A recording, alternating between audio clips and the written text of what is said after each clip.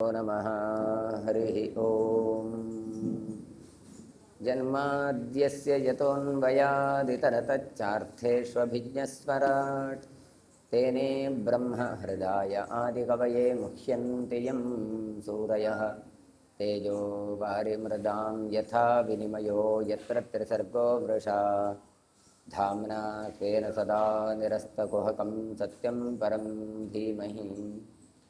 ಜಯತಿ ಹರಿರಚಿಂತ್ಯಃ ಸರ್ವದೇವೈಕವಂದ್ಯಃ ಪರಮಗುರುರಭೀಷ್ಟಾವಾಪ್ತಿತಃ ಸಜ್ಜನಾನಾಂ ನಿಖಿಲಗುಣಗಣಾರುಣೋ ನಿತ್ಯನಿರ್ಮುಕ್ತದೋಷಃ ಸರಸಿಜನೇನೋऽಸೌ ಶ್ರೀಪತಿರ್ಮಾನದೋ ನಃ. ನಾರಾಯಣಂ ಸುರಗುರುಂ ಜಗನ್ನಾಯಕನಾಥಂ ಭಕ್ತಪ್ರಿಯಂ ಸಕಲಲೋಕನಮಸ್ಕೃತಂ ಚ ತ್ರೈಗುಣ್ಯವರ್ಜಿತಮಜಂ ವಿಭುಮಾದ್ಯಮೀಶಂ ವಂದೇ ಭವಘ್ನಮಮರಾಸುರಸಿದ್ಧವಂದ್ಯಂ. ಚಕ್ರಂ ಯಸ್ಯ ಭುಜಾಗ್ರಮೇತಲಲಿತಂ ವಿದ್ಯುತ್ಪ್ರಭಂ ರಾಜತೆ ಶಂಖೋ ಯಸ್ಯ ವಿರಾಜತೆ ಕರತಳೆ ಸಂಪೂರ್ಣಚಂದ್ರಪ್ರಭಃ. ಮಾಲಾ ಯಸ್ಯ ಸಚಂಪಕಾ ಸತಿಲಕಾ ಸಾಶೋಕನೀಲೋತ್ಪಲಾ ಸೋಸ್ಮಾನ್ ಪಾತು ಷಡರ್ಧವಿಕ್ರಮಗತಿಸ್ತ್ರೈಲೋಕ್ಯನಾಥೋ ಹರಿಃ. ಪ್ರಥಮೋ ಹನುಮಾನ್ ನಾಮ ದ್ವಿತೀಯೋ ಭೀಮೈವ ಚ ಪೂರ್ಣಪ್ರಜ್ಞತೃತೀಯಸ್ತು ಭಗವತ್ಕಾರ್ಯಸಾಧಕಃ. ಕಾಮಧೇನುರ್ಯಥಾ ಪೂರ್ವಂ ಸರ್ವಾಭೀಷ್ಟಫಲಪ್ರದ ತಥಾ ಕಲೌ ಆದಿರಾಜ ಶ್ರೀಪಾದೋ ಭೀಷ್ಟದಃ ಸತಾಂ. ಭವತು ನಿಧನುಭಾವಾದೇಡಮೋಪೋಪಿ ವಾಗ್ಮೀ ಜಡಮತಿರಭಿಜಂತುರ್ಜಾಯತೆ ಪ್ರಾಜ್ಞಮೌಲಿಃ.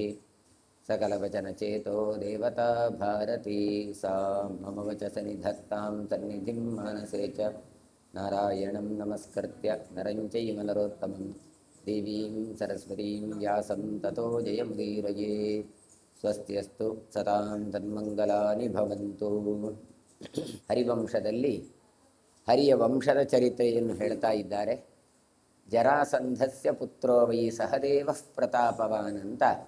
ಜರಾಸಂಧ ಜರೆಯಿಂದ ಸಂಧಿಸಲ್ಪಟ್ಟದ್ರಿಂದ ಅಂತಹ ಅಸುರ, ಅವನ ಮಗ ಅವನು ಸಹದೇವ ಅಂತ ನಿನ್ನೆ ಹೇಳಿದ್ರು. ಅಲ್ಲಿಂದ ಮುಂದೆ ಹೇಳ್ತಾರೆ, ಜರಾಸಂಧಸ್ಯ ಯಾರು ಪ್ರತಾಪವಂತನ ಸಹದೇವ ಇದ್ದಾನೆ ಅವನಿಗೆ ಸಹದೇವಾತ್ಮಜ ಶ್ರೀಮಾನ್ ಉದಾಯು ಸ ಮಹಾಯಶಃ. ಉದಾಯುರ್ಜನಯಾಮಾಸ ಪುತ್ರಂ ಪರಮಧಾರ್ಮಿಕಂ ಶ್ರುತಧರ್ಮೇತಿ ನಾಮಾನಂ ಮಗಧಾನ್ ಯೋ ಅಪಸದ್ವಿಭು ಪರೀಕ್ಷಿತಸ್ತು ದಾಯಾದು ಧಾರ್ಮಿಕೋ ಜನಮೇಜಯ ಅಂತ. ಸಹದೇವನ ಮಗ ಅವನು ಮಹಾಕೀರ್ತಿ ಸಂಪನ್ನನಾದಂತಹ ಉದಾಯುವು ಅಂತ. ಕೀರ್ತಿ ಮಾತ್ರ ಅಲ್ಲ, ಕಾಂತಿ ಸಂಪನ್ನನು ಅಂತಲೂ ಕೂಡ ಕೊಡ್ತಾ ಇದ್ದಾರೆ. ಪರಮಧಾರ್ಮಿಕ ಆತ ಅಂತ. ಆಮೇಲೆ ಅವನ ಮಗ ಶ್ರುತಧರ್ಮ ಅಂತ ಅವನು ಪ್ರಸಿದ್ಧನಾಗ್ತಾನೆ. ಮಗಧ ದೇಶಕ್ಕೆ ಅರಸನಾಗ್ತಾನೆ ಮುಂದೆ ಆತ. ಮುಂದೆ ಪರೀಕ್ಷಿತನಿಗೆ ಧಾರ್ಮಿಕನಾದಂತಹ ಜನಮೇಜಯ ಎನ್ನುವವನು ಹುಟ್ಟಿದ. ಜನಮೇಜಯಿಸ್ತ್ಯುಧಾಯಾದಃ ತ್ರಯ ಏವ ಮಹಾರಥಾಃ ಶ್ರುತಸೇನೋಗ್ರಸೇನೌ ಚ ಭೀಮಸೇನಶ್ಚ ನಾಮತಃ. ಏತೇ ಸರ್ವೇ ಮಹಾಭಾಗ ವಿಕ್ರಾಂತ ಬಲಶಾಲಿನಃ. ಅಂತಹ ಜನಮೇಜಯನಿಗೆ ಮಹಾರಥಕನಾದಂಥ ಶ್ರುತಸೇನ ಹುಟ್ಟಿಕೊಳ್ತಾನೆ. ಮಹಾರಥರಾದ 3 ಮಂದಿ ಮಕ್ಕಳು, ಶ್ರುತಸೇನ, ಉಗ್ರಸೇನ, ಭೀಮಸೇನ ಅಂತ 3 ಜನ ಅಂತ. ಹಾಗಾದರೆ ಇದು ಜನಮೇಜಯ ಪರೀಕ್ಷಿತ ಅಪ್ಪನ ಕೇಳಿದರೆ ಅದಲ್ಲ, ಇದು ಬೇರೆ. ಒಂದು ಸಲ ಬಂದವರು ಬರ್ತದೆ, ಕೆಲವು ಸಲ ಏನಾಗ್ತದೆ ಕೇಳಿದರೆ ಅಲ್ಲಿ ಅವನ ಹೆಸರು ಹಾಗೆ ಉಂಟು, ಅವನ ಅಪ್ಪನ ಹೆಸರು ಹಾಗೆ ಇರ್ತದೆ. ಆದರೆ ಅದು ಪರಂಪರೆಯಲ್ಲಿ ಆ ರೀತಿಯಾದಂಥ ಹೆಸರು ಬಹಳ ಕಡೆ ಇದೆ. ಹಾಗಾಗಿ ಯಾವ ನಾವನ್ನು ನೋಡ್ತಾ ಇದ್ದೇವೆ ಅವನು ಇಲ್ಲಿ ಜನಮೇಜಯ ಅಲ್ಲ ಅಂತ ಹೇಳ್ತಾರೆ. ಅಂಥ ಜನಮೇಜಯನಿಗೆ 3 ಮಕ್ಕಳು ಹುಟ್ಟಿದ್ರು. ಜನಮೇಜಯಸ್ಯ ಪುತ್ರೌತೋ ಸುರಥೋ ಮಹಿಮಾಂಸ್ಥಥ. ಅಂತಹ ಜನಮೇಜಯನಿಗೆ ಮತ್ತಿಬ್ಬರು ಮಕ್ಕಳಿದ್ರು. 3 ಜನ ಮಕ್ಕಳನ್ನು ಕೊಟ್ಟರು. ಸುರಥ ಮತ್ತು ಮಹಿಮಾನ್ ಎನ್ನುವವರು ಮಕ್ಕಳು. ಸುರಥಸ್ಯದ ವಿಕ್ರಾಂತ ಪುತ್ರೋ ಜಜ್ಞೆ ವಿದೂರಥ ವಿದೂರಥಸ್ಯ ದಾಯಾದೋ ವೃಕ್ಷ ಏವ ಮಹಾರಥ. ಸುರಥರ ಮಗ ಪರಾಕ್ರಮಸೇನಾದಂತಹ ವಿದೂರಥ. ವಿದೂರಥರ ಮಗ ಮಹಾರಥಿಕನಾದಂಥವನು, ಅವನು ವೃಕ್ಷ ಅಂತ ಹೇಳ್ತಾರೆ. ಹಿಂದೆ ಒಬ್ಬ ವೃಕ್ಷ ಅಂತ ಬಂದಿತ್ತು, ಇದು ವೃಕ್ಷ ಬೇರೆ, ಆ ವೃಕ್ಷ ಬೇರೆ. ದ್ವಿತೀಯಸ್ಸ ಭವೌ ರಾಜ ನಾಮ್ನಾ ತೇನೈವ ಸಂಜಿತಃ ದ್ವಾವೃಕ್ಷೌ ತಪವಂಶೇಸ್ಮಿನ್ ದ್ವಾವೇವ ಚ ಪರೀಕ್ಷಿತೌ. ಅದಕ್ಕೋಸ್ಕರ ಇವರು ಮತ್ತೆ ಹೇಳ್ತಾರೆ, ಅಲ್ಲ ನಿನ್ನೆ ಮುಂದೆ ಒಂದು ವೃಕ್ಷ ಬಂತು ಅಂತ ಕೇಳಿದರೆ ಅದಕ್ಕೆ ದ್ವಿತೀಯಸ್ಸ ಭವೌ ರಾಜ ಅಂತ. 2ನೇ ವೃಕ್ಷ ಅದೇ ಹೆಸರಿನಿಂದ ಪ್ರಸಿದ್ಧ ಆಗ್ತದೆ. ಹಾಗಾಗಿ ಆ ವೃಕ್ಷ ಬೇರೆ, ಈ ವೃಕ್ಷ ಬೇರೆ. ಕೊನೆಗೆ ಅವರು ನಮಗೆ ಸಂಶಯವೇ ಬೇಡ, ಎಷ್ಟು ಸಲ ಇದು ಜನಮೇಜಯ ಎಷ್ಟು ಸಲ ಬರ್ತಾರೆ ಎನ್ನುವುದಕ್ಕೋಸ್ಕರ ಹೇಳ್ತಾರೆ, ದ್ವಾವೃಕ್ಷೌ ತವ ವಂಶೇಸ್ಮಿನ್ ದ್ವಾವೇವ ಚ ಪರೀಕ್ಷಿತವು ಅಂತ ಹೇಳಿ, ನಿನ್ನ ಕುಲದಲ್ಲಿ 2 ವೃಕ್ಷರು ಬಂದಿದ್ದಾರೆ, 2 ಪರೀಕ್ಷಿತರು ಬಂದಿದ್ದಾರೆ. ಹಾಗಾದರೆ ಪರೀಕ್ಷಿತ ಎನ್ನುವರು 2 ಜನ ಬಂದಿದ್ದಾರೆ, ಜನಮೇಜ ಎನ್ನುವರಂತೂ 10 ಬಾರಿ ಬಂದಿದ್ದಾರೆ. ಹಾಗಾಗಿ ವಶಿಷ್ಠ ಎನ್ನುವವರು ಹಾಗೆ, ರಾಮನಿಗೂ ಗುರುಗಳು ವಶಿಷ್ಠ, ಲವನಿಗೂ ವಶಿಷ್ಠ, ಹಿಂದೆ ಅಜ ದಿಲೀಪಾದಿಗಳಿಗೂ ವಶಿಷ್ಠ, ಎಲ್ಲರೂ ವಶಿಷ್ಠರ ಕೇಳಿದರೆ ಅಂದರೆ ಒಂದೇ ವ್ಯಕ್ತಿಯಲ್ಲ, ಆ ಹೆಸರಿನವರು ಬಹಳಷ್ಟು ಜನ ಬರುವ ಸಾಧ್ಯತೆಗಳಿಗುಂಟು ಅಂತ ತೋರಿಸಿಕೊಡ್ತಾ ಇದ್ದಾರೆ. ಭೀಮಸೇನಾಸ್ತ್ರಯೋ ರಾಜನ್ ದ್ವೌ ಚಾಪಿ ಜನಮೇಜಯವು, ಅವರ ಅಂಶದಲ್ಲಿ ಬಂದವರು ಭೀಮಸೇನ ಅಂತ. ಅವರು ಎಷ್ಟು ಜನ ಇದ್ದಾರೆ ಅಂತ ಹೇಳಿದರೆ ಅವರು 3 ಇದ್ದಾರೆ ಅಂತ ಹೇಳ್ತಾರೆ. ಆಮೇಲೆ ರಿಕ್ಷಸ್ಸು ದ್ವಿತೀಯಸ್ಯ ಭೀಮಸೇನೋ ಅಭವತ್ ಸ್ವತಃ, ಜನಮೇಜಯ ಎನ್ನುವರು 2 ಇದ್ದಾರೆ. ಆಮೇಲೆ 2ನೇ ರಿಕ್ಷರಿಗೆ ಭೀಮಸೇನ ಎನ್ನುವವನು ಮಗನಾಗಿ ಬಂದಿದ್ದಾನೆ.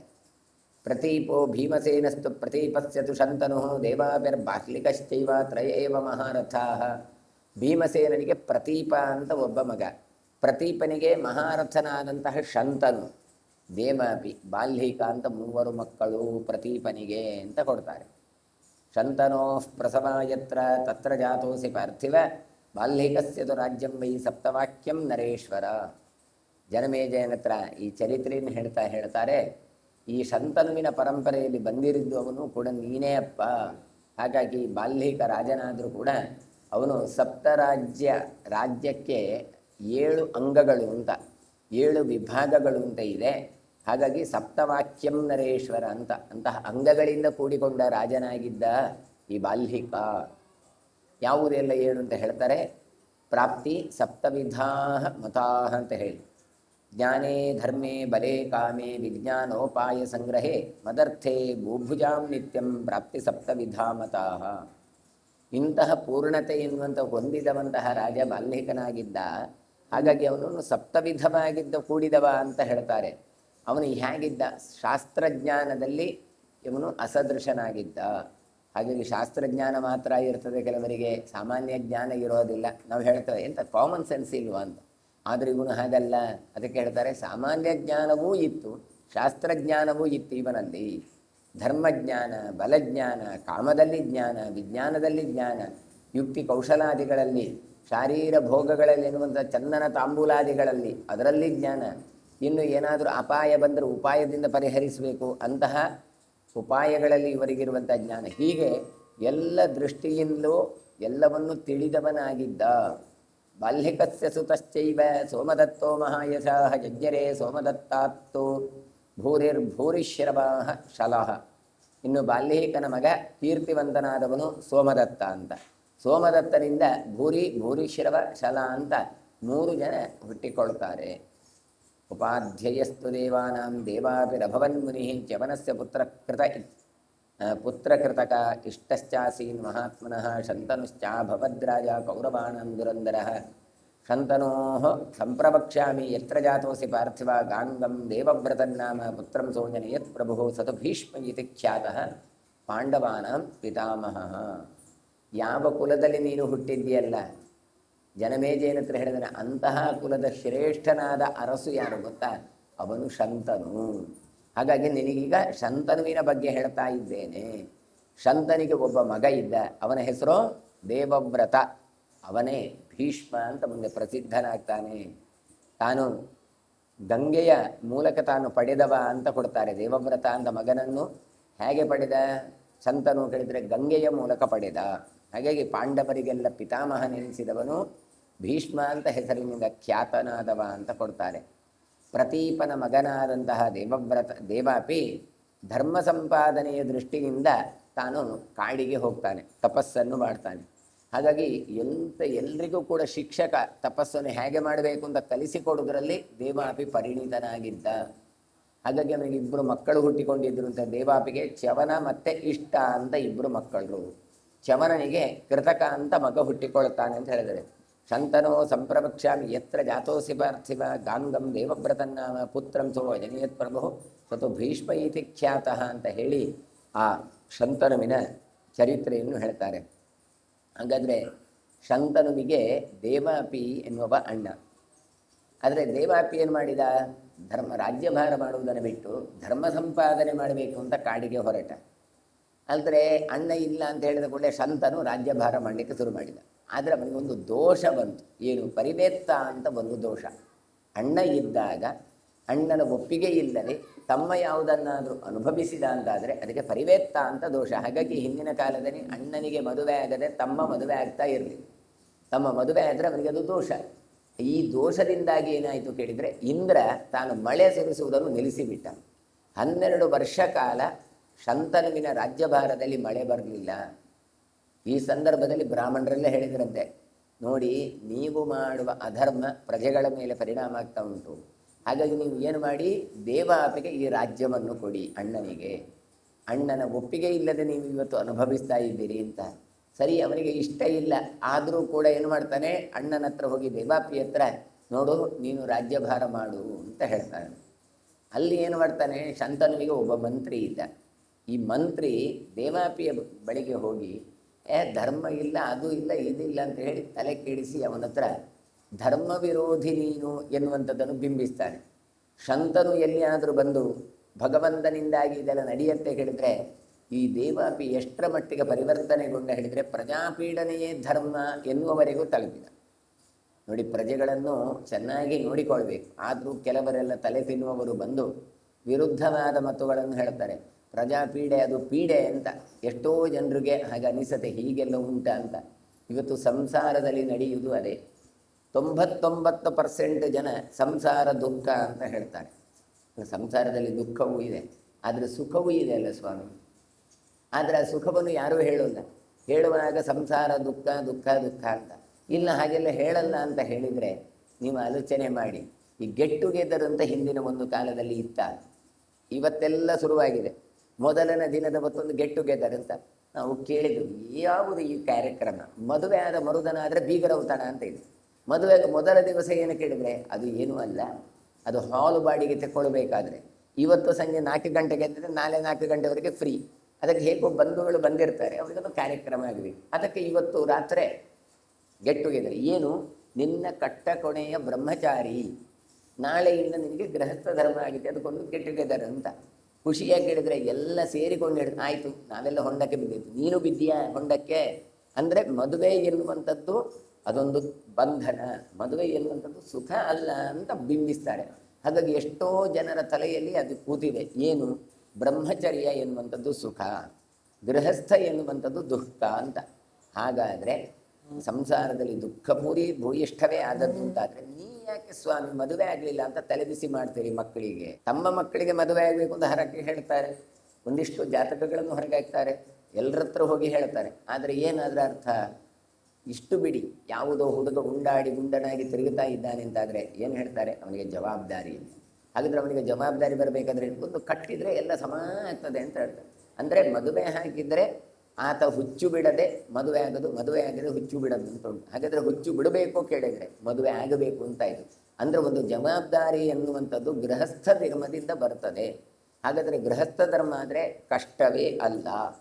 ಹಾಗಾದರೆ ಸಂಸಾರದಲ್ಲಿ ಮದುವೆ ಆದರೆ ಕಷ್ಟ ಎನ್ನುವಂಥದ್ದು ನಮ್ಮ ತಲೆಗೆ ಹೇಗೆ ತುಂಬಿಕೊಂಡಿರು. ಆದರೆ ಪೂರ್ತಿ ಕಷ್ಟವಾಗಿ ಹೇಳಿದರೆ ಖಂಡಿತ ಅಲ್ಲ. ಯಾಕೆ? ನಮ್ಮ ಮಕ್ಕಳಿಗೆ ಅಷ್ಟು ಕಷ್ಟಪಟ್ಟು ಯಾಕೆ ಮದುವೆ ಮಾಡ್ತೀರಿ? ನಾಳಿಂದ ಮದುವೆಯೇ ಮಾಡಬೇಡಿ. ಹಾಗಾದರೆ ಹೇಳುವಾಗ ಸಂಸಾರ ಕಷ್ಟ ಅಂತ ಹೇಳ್ತಾರೆ. ಹಾಗಾದರೆ ಕಷ್ಟ ಇಲ್ವಾ ಕೇಳುವುದು? ಕಷ್ಟ ಖಂಡಿತ ಇದೆ, ಆದರೆ ಸುಖವೂ ಇದೆ. ಸಂಸಾರದಲ್ಲಿ ಸುಖವೂ ಇದೆ, ದುಃಖವೂ ಇದೆ. ಅಂತಹ ಸುಖದಲ್ಲಿ ಇದ್ದಾಗ ದುಃಖವನ್ನು ಮೆರೆಯುವಂತಹ ಸಾಮರ್ಥ್ಯ ಭಗವಂತ ಕೊಡ್ತಾನೆ ಅಂತ ನಾವು ಅವರಿಗೆ ಕಲಿಸಬೇಕೇ ಹೊರತು ನಾವು ಈ ರೀತಿಯಾಗಿ ಹೇಳೋದರಿಂದ ಮೈಂಡ್ ಸೆಟ್ಟೇ ಹಾಗಾಗಿ ಹೋಗುತ್ತೆ. ಹಾಗೆ ಇಲ್ಲಿ ಕೂಡ ಪ್ರಜೆಗಳು ಅಂದರೆ ಅದು ಕರಕರಿ. ನೀನು ಕಾಡಿನಲ್ಲೇ ಕೂತ್ಕೊಂಡು ತಪಸ್ಸು ಮಾಡಿದ್ದಿ ಅಂತ ಆದರೆ ನಿನಗೆ ಭಗವಂತ ಒಲಿತಾನೆ. ನಿನಗೆ ಯಾಕೆ ಬೇಕಿತ್ತಿದೆಲ್ಲ? ಇದು ಬೇಡ ನಿನಗೆ ಅಂತ ತಲೆಯಲ್ಲಿ ತುಂಬಿಸ್ಲಿಕ್ಕೆ ಆರಂಭ ಮಾಡ್ತಾರೆ. ಪಾಪ ಇವದನ್ನು ಸತ್ಯ ಅಂತ ತಿಳ್ಕೊಂಡು. ಹಾಗಾಗಿ ಎಲ್ಲಿ ಶಂತನು ಬಂದು ಪ್ರಜೆಗಳನ್ನು ಚೆನ್ನಾಗಿ ನೋಡ್ಕೊಳ್ಬೇಕು, ನಮ್ಮ ಮಕ್ಕಳಾಗಿ ನೋಡಬೇಕಿದ್ರೆ ಈ ಮಕ್ಕಳು ಬೇಡ, ರಾಜ್ಯ ಬೇಡ, ಇದೆಲ್ಲ ಪ್ರಜಾಪೀಡೆ, ಇದು ತುಂಬ ಉಪದ್ರ ಅಂತ ಹೇಳಲಿಕ್ಕೆ ಶುರು ಮಾಡಿದೆ. ನೋಡಿ ಹೇಗೆ ನಮಗೆ 10 ಜನ ಹೇಳಿದಾಗ ನಮ್ಮ ಮೈಂಡ್ ಸೆಟ್ ಆಗಿ ಹೋಗುತ್ತೆ ಅನ್ನೋದಕ್ಕೆ ಇದೊಂದು ಉದಾಹರಣೆ. ಇಷ್ಟು ಮಾತ್ರ ಅಲ್ಲ, ನಾವು ಓದುತ್ತಾ ಇರುವಾಗ ಯಾವ ಸಬ್ಜೆಕ್ಟ್ ಕಷ್ಟ ಅಂತ ಕೇಳಿ 90% ಜನ ಹೇಳೋದು ಮ್ಯಾಥ್ಸ್ ಆ್ಯಂಡ್ ಸೈನ್ಸ್ ಅಂತ. ಖಂಡಿತ ಇಲ್ಲ. ಯಾಕೆ ಕೇಳಿದರೆ ನಿಜವಾಗಿ 2 ಕೂಡಿಸು 2 ಹೇಳಿದರೆ 4 ಆಗುತ್ತೆ ಹೊರತು 6 ಆಗಲ್ಲ. ಹಾಗಾದರೆ 2 ಕೂಡಿಸಿ 2 ಹೇಳಿದರೆ ಅದು ಕಷ್ಟ ಆಗೋದು ಹೇಗೆ? ನಿಜವಾಗಿ ಕಷ್ಟ ಯಾವುದು ಕೇಳಿದರೆ ಲ್ಯಾಂಗ್ವೇಜ್, ಮತ್ತೊಂದು ಹಿಸ್ಟ್ರಿ ಇತ್ಯಾದಿಗಳು. ಅಶೋಕ ಹೇಗೆ ರಾಜ್ಯಭಾರ ಮಾಡಿದ ಅಂತ ಯಾರಾದರೂ ಕೇಳಿದರೆ ಅದು 2 ಮಾರ್ಕಿಗೂ ಬರೀಬೋದು, 20 ಮಾರ್ಕಿಗೂ ಬರೀಬೋದು, 100 ಮಾರ್ಕಿಗೂ ಬರೀಬೋದು. ಅದು ಕಷ್ಟ. ಎಷ್ಟಕ್ಕೆ ಎಷ್ಟು ಬರೆಯುವುದು ಅಂತೇಳಿ 2 ಕೂಡಿಸು 2 ಹೇಳಿದರೆ ಅದು 4. ಆದರೆ ನಮಗೆ ತಲೆಗೆ ತುಂಬಿಸಿದ್ದೆ ಹೇಗೆ ಕೇಳಿದರೆ ಮ್ಯಾಥ್ಸ್ ಆ್ಯಂಡ್ ಸೈನ್ಸ್ ಕಷ್ಟ ಅಂತ. ಹಾಗಾಗಿ ಎಲ್ಲರಿಗೂ ತಲೆಯಲ್ಲಿ ಅದೊಂದು ಹೋಗಿ ಹೋಯಿತು. ಸಂಸ್ಕೃತ ಭಾಷೆಯಲ್ಲಿ ಬಂದಾಗ ವ್ಯಾಕರಣ ಮತ್ತು ತರ್ಕ ಅದು ಕಷ್ಟ ಅಂತ ತುಂಬಿಸಿಬಿಟ್ರು. ಹಾಗಾಗಿ ಅದೇ ಕಷ್ಟ ಅಂತ ಆಗತ್ತೆ. ಆದರೆ ಕಷ್ಟ ಎನ್ನುವಂಥದ್ದು ಇಲ್ಲ, ಅದು ಇಷ್ಟ ಆದರೆ ಅದು ಕಷ್ಟ ಆಗೋದು, ಅದು ಇಷ್ಟ ಆಗಬೇಕು. ಹಾಗೆ ಇಲ್ಲಿ ಕೂಡ ಈ ಪ್ರಜಾಪಾಲನೆ ಎನ್ನುವಂಥದ್ದು ಕಷ್ಟ ಅಂತ ತಲೆಯಲ್ಲಿ ತುಂಬಿಸಿದ್ರಿಂದ ಈ ದೇವಾಪಿಗೆ ಏನು ಕಣಿಸಿತು ಕೇಳಿದರೆ, ಹೌದೌದದು ಪ್ರಜಾಪೀಡೆ ಧರ್ಮ ಅಲ್ಲ, ಅದು ಅಧರ್ಮ, ಹಾಗೆ ಹೀಗೆ ಅಂತೆಲ್ಲ ಹೇಳಲಿಕ್ಕೆ ಶುರು ಮಾಡಿ. ಹಾಗಾಗಿ ಮತ್ತೆ ರಾಜ್ಯವನ್ನು ತಾನು ಸ್ವೀಕರಿಸಲಿಲ್ಲ. ಆಗ ಮತ್ತೆ ಶಂತನುವೇ ಪ್ರಜಾಪಾಲನೆಯನ್ನು ಮಾಡಲಿಕ್ಕೆ ಹೊರಡ್ತಾನೆ. ಆದರೆ ಈಗ ಅಣ್ಣನೇ ಬೇಡ ಅಂತ ಹೇಳಿದ್ರಿಂದ ಮಳೆ ಬೆಳೆ ಚೆನ್ನಾಗಿ ರಾಜ್ಯಭಾರ ಆಗಲಿಕ್ಕೆ ಶುರುವಾಯಿತು. ಹಾಗಾಗಿ ಸಾಧು ಸ್ವಭಾವನಾದಂತಹ ಈ ದೇವಾಪಿ ಮುಂದೆ ತಾನು ಮಾಡಿದ್ದು ತಪ್ಪು ಅಂತ ಅನಿಸಿಕೊಂಡು ಕಾಡಿಗೆ ತೆರಳಿ ಹರಿಧ್ಯಾನ ಮಾಡಿಕೊಂಡು ತಾನು ಕಲಾಪ ಅಂತ ಗ್ರಾಮದಲ್ಲಿ ವಾಸ ಮಾಡಿದ ಅಂತ ಹೇಳ್ತಾರೆ. ಹಾಗಾಗಿ ಬಹಳ ಸಿದ್ಧಿಯನ್ನು ಪಡೆದ ದೇವತೆಗಳಿಗೂ ಧರ್ಮೋಪದೇಶ ಮಾಡುವಂತಹ ಯೋಗ್ಯತೆಯನ್ನು ಮುಂದೆ ಆತ ಪಡಿತಾನೆ. ಮುಂದೆ ಕಲಿಕಾಲದಲ್ಲಿ ಚಂದ್ರವಂಶ ಅಳಿಯೋದು ಹೋಗುವ ಸಂದರ್ಭ ಬಂದಾಗ ಮತ್ತೆ ಬಂದು ತಾನು ಚಂದ್ರವಂಶವನ್ನು ವಿಸ್ತಾರ ಮಾಡುವಂಥ ಒಂದು ಸಾಮರ್ಥ್ಯವನ್ನು ಈ ದೇವಾಪಿ ಪಡೀತಾನೆ ಎನ್ನುವಂಥದ್ದನ್ನು ಇತರ ಪುರಾಣಗಳು ಉಲ್ಲೇಖ ಕೊಡ್ತಾರೆ. ಅಂತಹ ಶಂತನು ಈ ಕೌರವರ ವಂಶದಲ್ಲಿ ಪ್ರಸಿದ್ಧ ರಾಜನಾಗಿದ್ದ ಅಂತ ಹೇಳ್ತಾರೆ. ಇಂತಹ ದೇವಾಪಿಗೆ ಚವನ ಮತ್ತು ಇಷ್ಟಕ ಅಂತ ಹೇಳಿ 2 ಮಕ್ಕಳಿದ್ರು ಅಂತ ಉಲ್ಲೇಖ ಮಾಡ್ತಾರೆ. ಆಚಾರ್ಯರು ದೇವಾಪಿಯ ಬಗ್ಗೆ ಹೇಳಬೇಕಾದ್ರೆ ಹೇಳ್ತಾರೆ, ತ್ವಗ್ದೋಷಯುಕ್ತೋ ದೇವಾಪಿರ್ಜಗಾಮ ತಪಸೇವನಂ ವಿಷ್ಣೋ ಪ್ರಸಾದ ಸಕೃತೆ ಯುಗೆ ರಾಜ ಭವಿಷ್ಯತಿ ಅಂತ ಹೇಳ್ತಾರೆ. ಅಂದರೆ ದೇವಾಪಿ ಹಿರಿಯ ಮಗನಾಗಿದ್ದ, ಮುಂದೆ ಚರ್ಮರೋಗಕ್ಕೆ ಒಳಗಾಗ್ತಾನೆ. ಹಾಗಾಗಿ ಪ್ರಜೆಗಳು ಆತನನ್ನು ಒಪ್ಪೋದಿಲ್ಲ. ಆ ಕಾರಣಕ್ಕಾಗಿ ತಾನು ಕಾಡಿಗೆ ಹೋಗಿ ತಪಸ್ಸನ್ನು ಮಾಡಿ ವಿಷ್ಣುವಿನ ಅನುಗ್ರಹದಿಂದಾಗಿ ಬರ್ತಾನೆ. ಇಂತಹ ಕೃತಯುಗದಲ್ಲಿ ಮತ್ತೆ ದೇವಾಪಿ ರಾಜ್ಯನಾಗ್ತಾನೆ ಅಂತ ಕೊಡ್ತಾನೆ. ಕಾಲೀ ವಿಚಿತ್ರ ವೀರ್ಯಂತು ಜನಯಾಮಾಸ ಭಾರತ ಶಂತನೋರ್ದೈತಂ ಪುತ್ರಂ ಧರ್ಮಾತ್ಮಾನಂ ಅಕಲ್ಮಷಾಂ. ಆಮೇಲೆ ಕಾಲಿ ಅಂತ ಹೆಸರು ಉಳ್ಳವಳು ಯಾರು ಕೇಳಿದರೆ ಯೋಜನಗಂಧಿ ಸತ್ಯವತಿ. ಆಕೆ ವಿಚಿತ್ರ ವೀರ್ಯನನ್ನು ಪಡೀತಾಳೆ. ವಿಚಿತ್ರ ವೀರ್ಯನಿಗೆ ಶಂತನಿಗೆ ಇಷ್ಟನಾದ ಮಗನು, ಧರ್ಮಾತ್ಮನು, ಕಲ್ಮಷರಹಿತನೂ ಆಗಿದ್ದ. ಇದು ಹೇಗೆ ಅಂತ ಹೇಳ್ತಾರೆ, ಅಗ್ನಿಶ್ವಾತ್ತ ಅಂತ ಅಮೂರ್ತ ಪಿತೃಗಳು ಅವರ ಮಾನಸ ಪುತ್ರಿ ಅಚ್ಚೋದೆ ಅಂತ ಹಿಂದೆ ಹೇಳಿತ್ತು. ಅವಳು ವಿಷ್ಣುವನ್ನು ಕುರಿತು ತಪಸ್ಸನ್ನು ಮಾಡ್ತಾಳೆ. ಮಾಡಿದು ನನಗೆ ನೀನೇ ಮಗನಾಗಿ ಬರಬೇಕು ಅಂತ ಹೇಳ್ತಾಳೆ. ಸರಿ, ನಾನು ನಿನಗೆ ಮಗನಾಗಿ ಬರ್ತೇನೆ ಅಂತ ಅನುಗ್ರಹ ಮಾಡ್ತಾನೆ. ಅವಳೇ ತಾನು ವಸುಸುತೆಯಾಗಿ ಅಂಬಿಗರ ಮನೆಯಲ್ಲಿ ಬೆಳೆದವಳು, ಅವಳೇ ಸತ್ಯವತಿ. ಹಾಗಾಗಿ ಅಲ್ಲಿ ವೇದವ್ಯಾಸರಾಗಿ ಅವತಾರವನ್ನು ಭಗವಂತ ತಾನು ಅವತರಿಸ್ತಾನೆ. ಮತ್ತೆ ಆಕೆ ಕನ್ಯೆಯೇ ಆಗಿದ್ಲು. ಇದು ಆ ವೇದವ್ಯಾಸರ ಅನುಗ್ರಹದಿಂದಾಗಿ. ಮುಂದೆ ಶಂತನು ಬಂದು ಪುನಃ ಈಕೆಯನ್ನು ಬಯಸ್ತಾನೆ. ಹಾಗಾಗಿ ಶಂತನೆ ಇದು ಮಾಡುವಾಗ ಅವಳು ಕಂಡೀಷನ್ ಹಾಕ್ತಾಳೆ. ಏನು, ನಿನಗೆ ಮಕ್ಕಳಿಲ್ಲ, ಮುಂದೆ ನಿನಗೆ ಹುಟ್ಟಿದಂಥ ಮಕ್ಕಳು ಎಲ್ಲಿಯಾದರೂ, ಅಂದರೆ ಹಿಂದೆ ಇದ್ದಂಥ ಮಗ ಇದ್ದಂಥ ಭೀಷ್ಮಾದಿಗಳು, ಅವರು ಎಲ್ಲಿಯಾದರೂ ಮತ್ತೆ ರಾಜ್ಯದಲ್ಲಿ ನನಗೆ ಪಾಲು ಬೇಕು ಅಂತ ಕೇಳಿದರೆ ಅದಕ್ಕೋಸ್ಕರ ಭೀಷ್ಮ ಹೇಳ್ತಾರೆ, ನಾನು ರಾಜ್ಯಭಾರವೇ ಮಾಡೋದಿಲ್ಲ ಅಂತ ಭೀಷ್ಮ ಪ್ರತಿಜ್ಞೆಯನ್ನು ಮಾಡಿ ಮೊದಲು ದೇವವ್ರತನಾಗಿದ್ದ, ಮುಂದೆ ಭೀಷ್ಮನಾಗಿ ತಾನು ಪ್ರಸಿದ್ಧಿಗೆ ಬರ್ತಾನೆ. ಮುಂದೆ ಶಂತನು ಧರ್ಮದ ವಿಧಿಯಿಂದ ಈಕೆಯನ್ನು ಸ್ವೀಕರಿಸ್ತಾನೆ. ಇವಳಲ್ಲಿ ಹುಟ್ಟಿದ ಮಗುವೇ ಚಿತ್ರಾಂಗದ ಮತ್ತು ಚಿತ್ರವೀರ್ಯ, ವಿಚಿತ್ರವೀರ್ಯ ಅಂತ ಹೆಸರು. ಕೃಷ್ಣದ್ವಾಯಿಪಾಯನಶ್ಚೈವ ಕ್ಷೇತ್ರೇ ವೈಚಿತ್ರವೀರ್ಯಗೆ ಧೃತರಾಷ್ಟ್ರಂತು ಪಾಂಡುಂಚ ವಿದುರಂ ಚಾಪ್ಯಜೀಜನತ್. ಮುಂದೆ ಅಲ್ಲಿಯೂ ಅಷ್ಟೇ ಸಂತಾನ ಇಲ್ಲ ಅಂತಾದಾಗ ಕೃಷ್ಣದ್ವೈಪಾಯನರು ವೇದವ್ಯಾಸರು ಬರ್ತಾರೆ. ಅವರು ವಿಚಿತ್ರವೀರ್ಯನ ಕ್ಷೇತ್ರವಾದ ಅಂಬೆಯಲ್ಲಿ ಧೃತರಾಷ್ಟ್ರ, ಪಾಂಡು, ವಿದುರ ಅಂತ 3 ಮಕ್ಕಳನ್ನು ನಿಯೋಗ ಪದ್ಧತಿಯಿಂದ ಪಡ್ಕೊಳ್ತಾರೆ.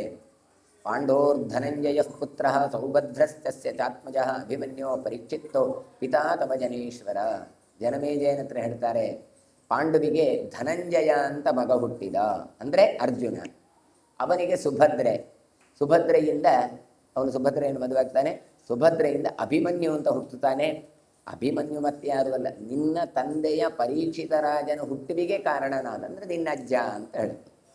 ಯೇಷತೆ ಪೌರವೋ ವಂಶೋ ಯತ್ರ ಜಾತೋಸಿ ಪಾರ್ಥಿವ ದುರ್ವೋಸಸ್ತ್ಯಾಮಿ ದೃಖ್ಯೋಶ್ಚಾನು ಯದೋಸ್ತತ. ಆಮೇಲೆ ಹೇಳ್ತಾರೆ, ಇದೇ ಪೌರವ ವಂಶ, ಮುಂದೆ ಇದೇ ಕುಲದಲ್ಲಿ ಜನಿಸಿದವ ನೀನು. ಈಗ ತುರ್ವಸು ದೃಕ್ಯ, ಅನು, ಯದು ಇವರ ಕುಲವನ್ನು ವಿವರಿಸ್ತೇನೆ ಅಂತ ಹೇಳ್ತಾನೆ.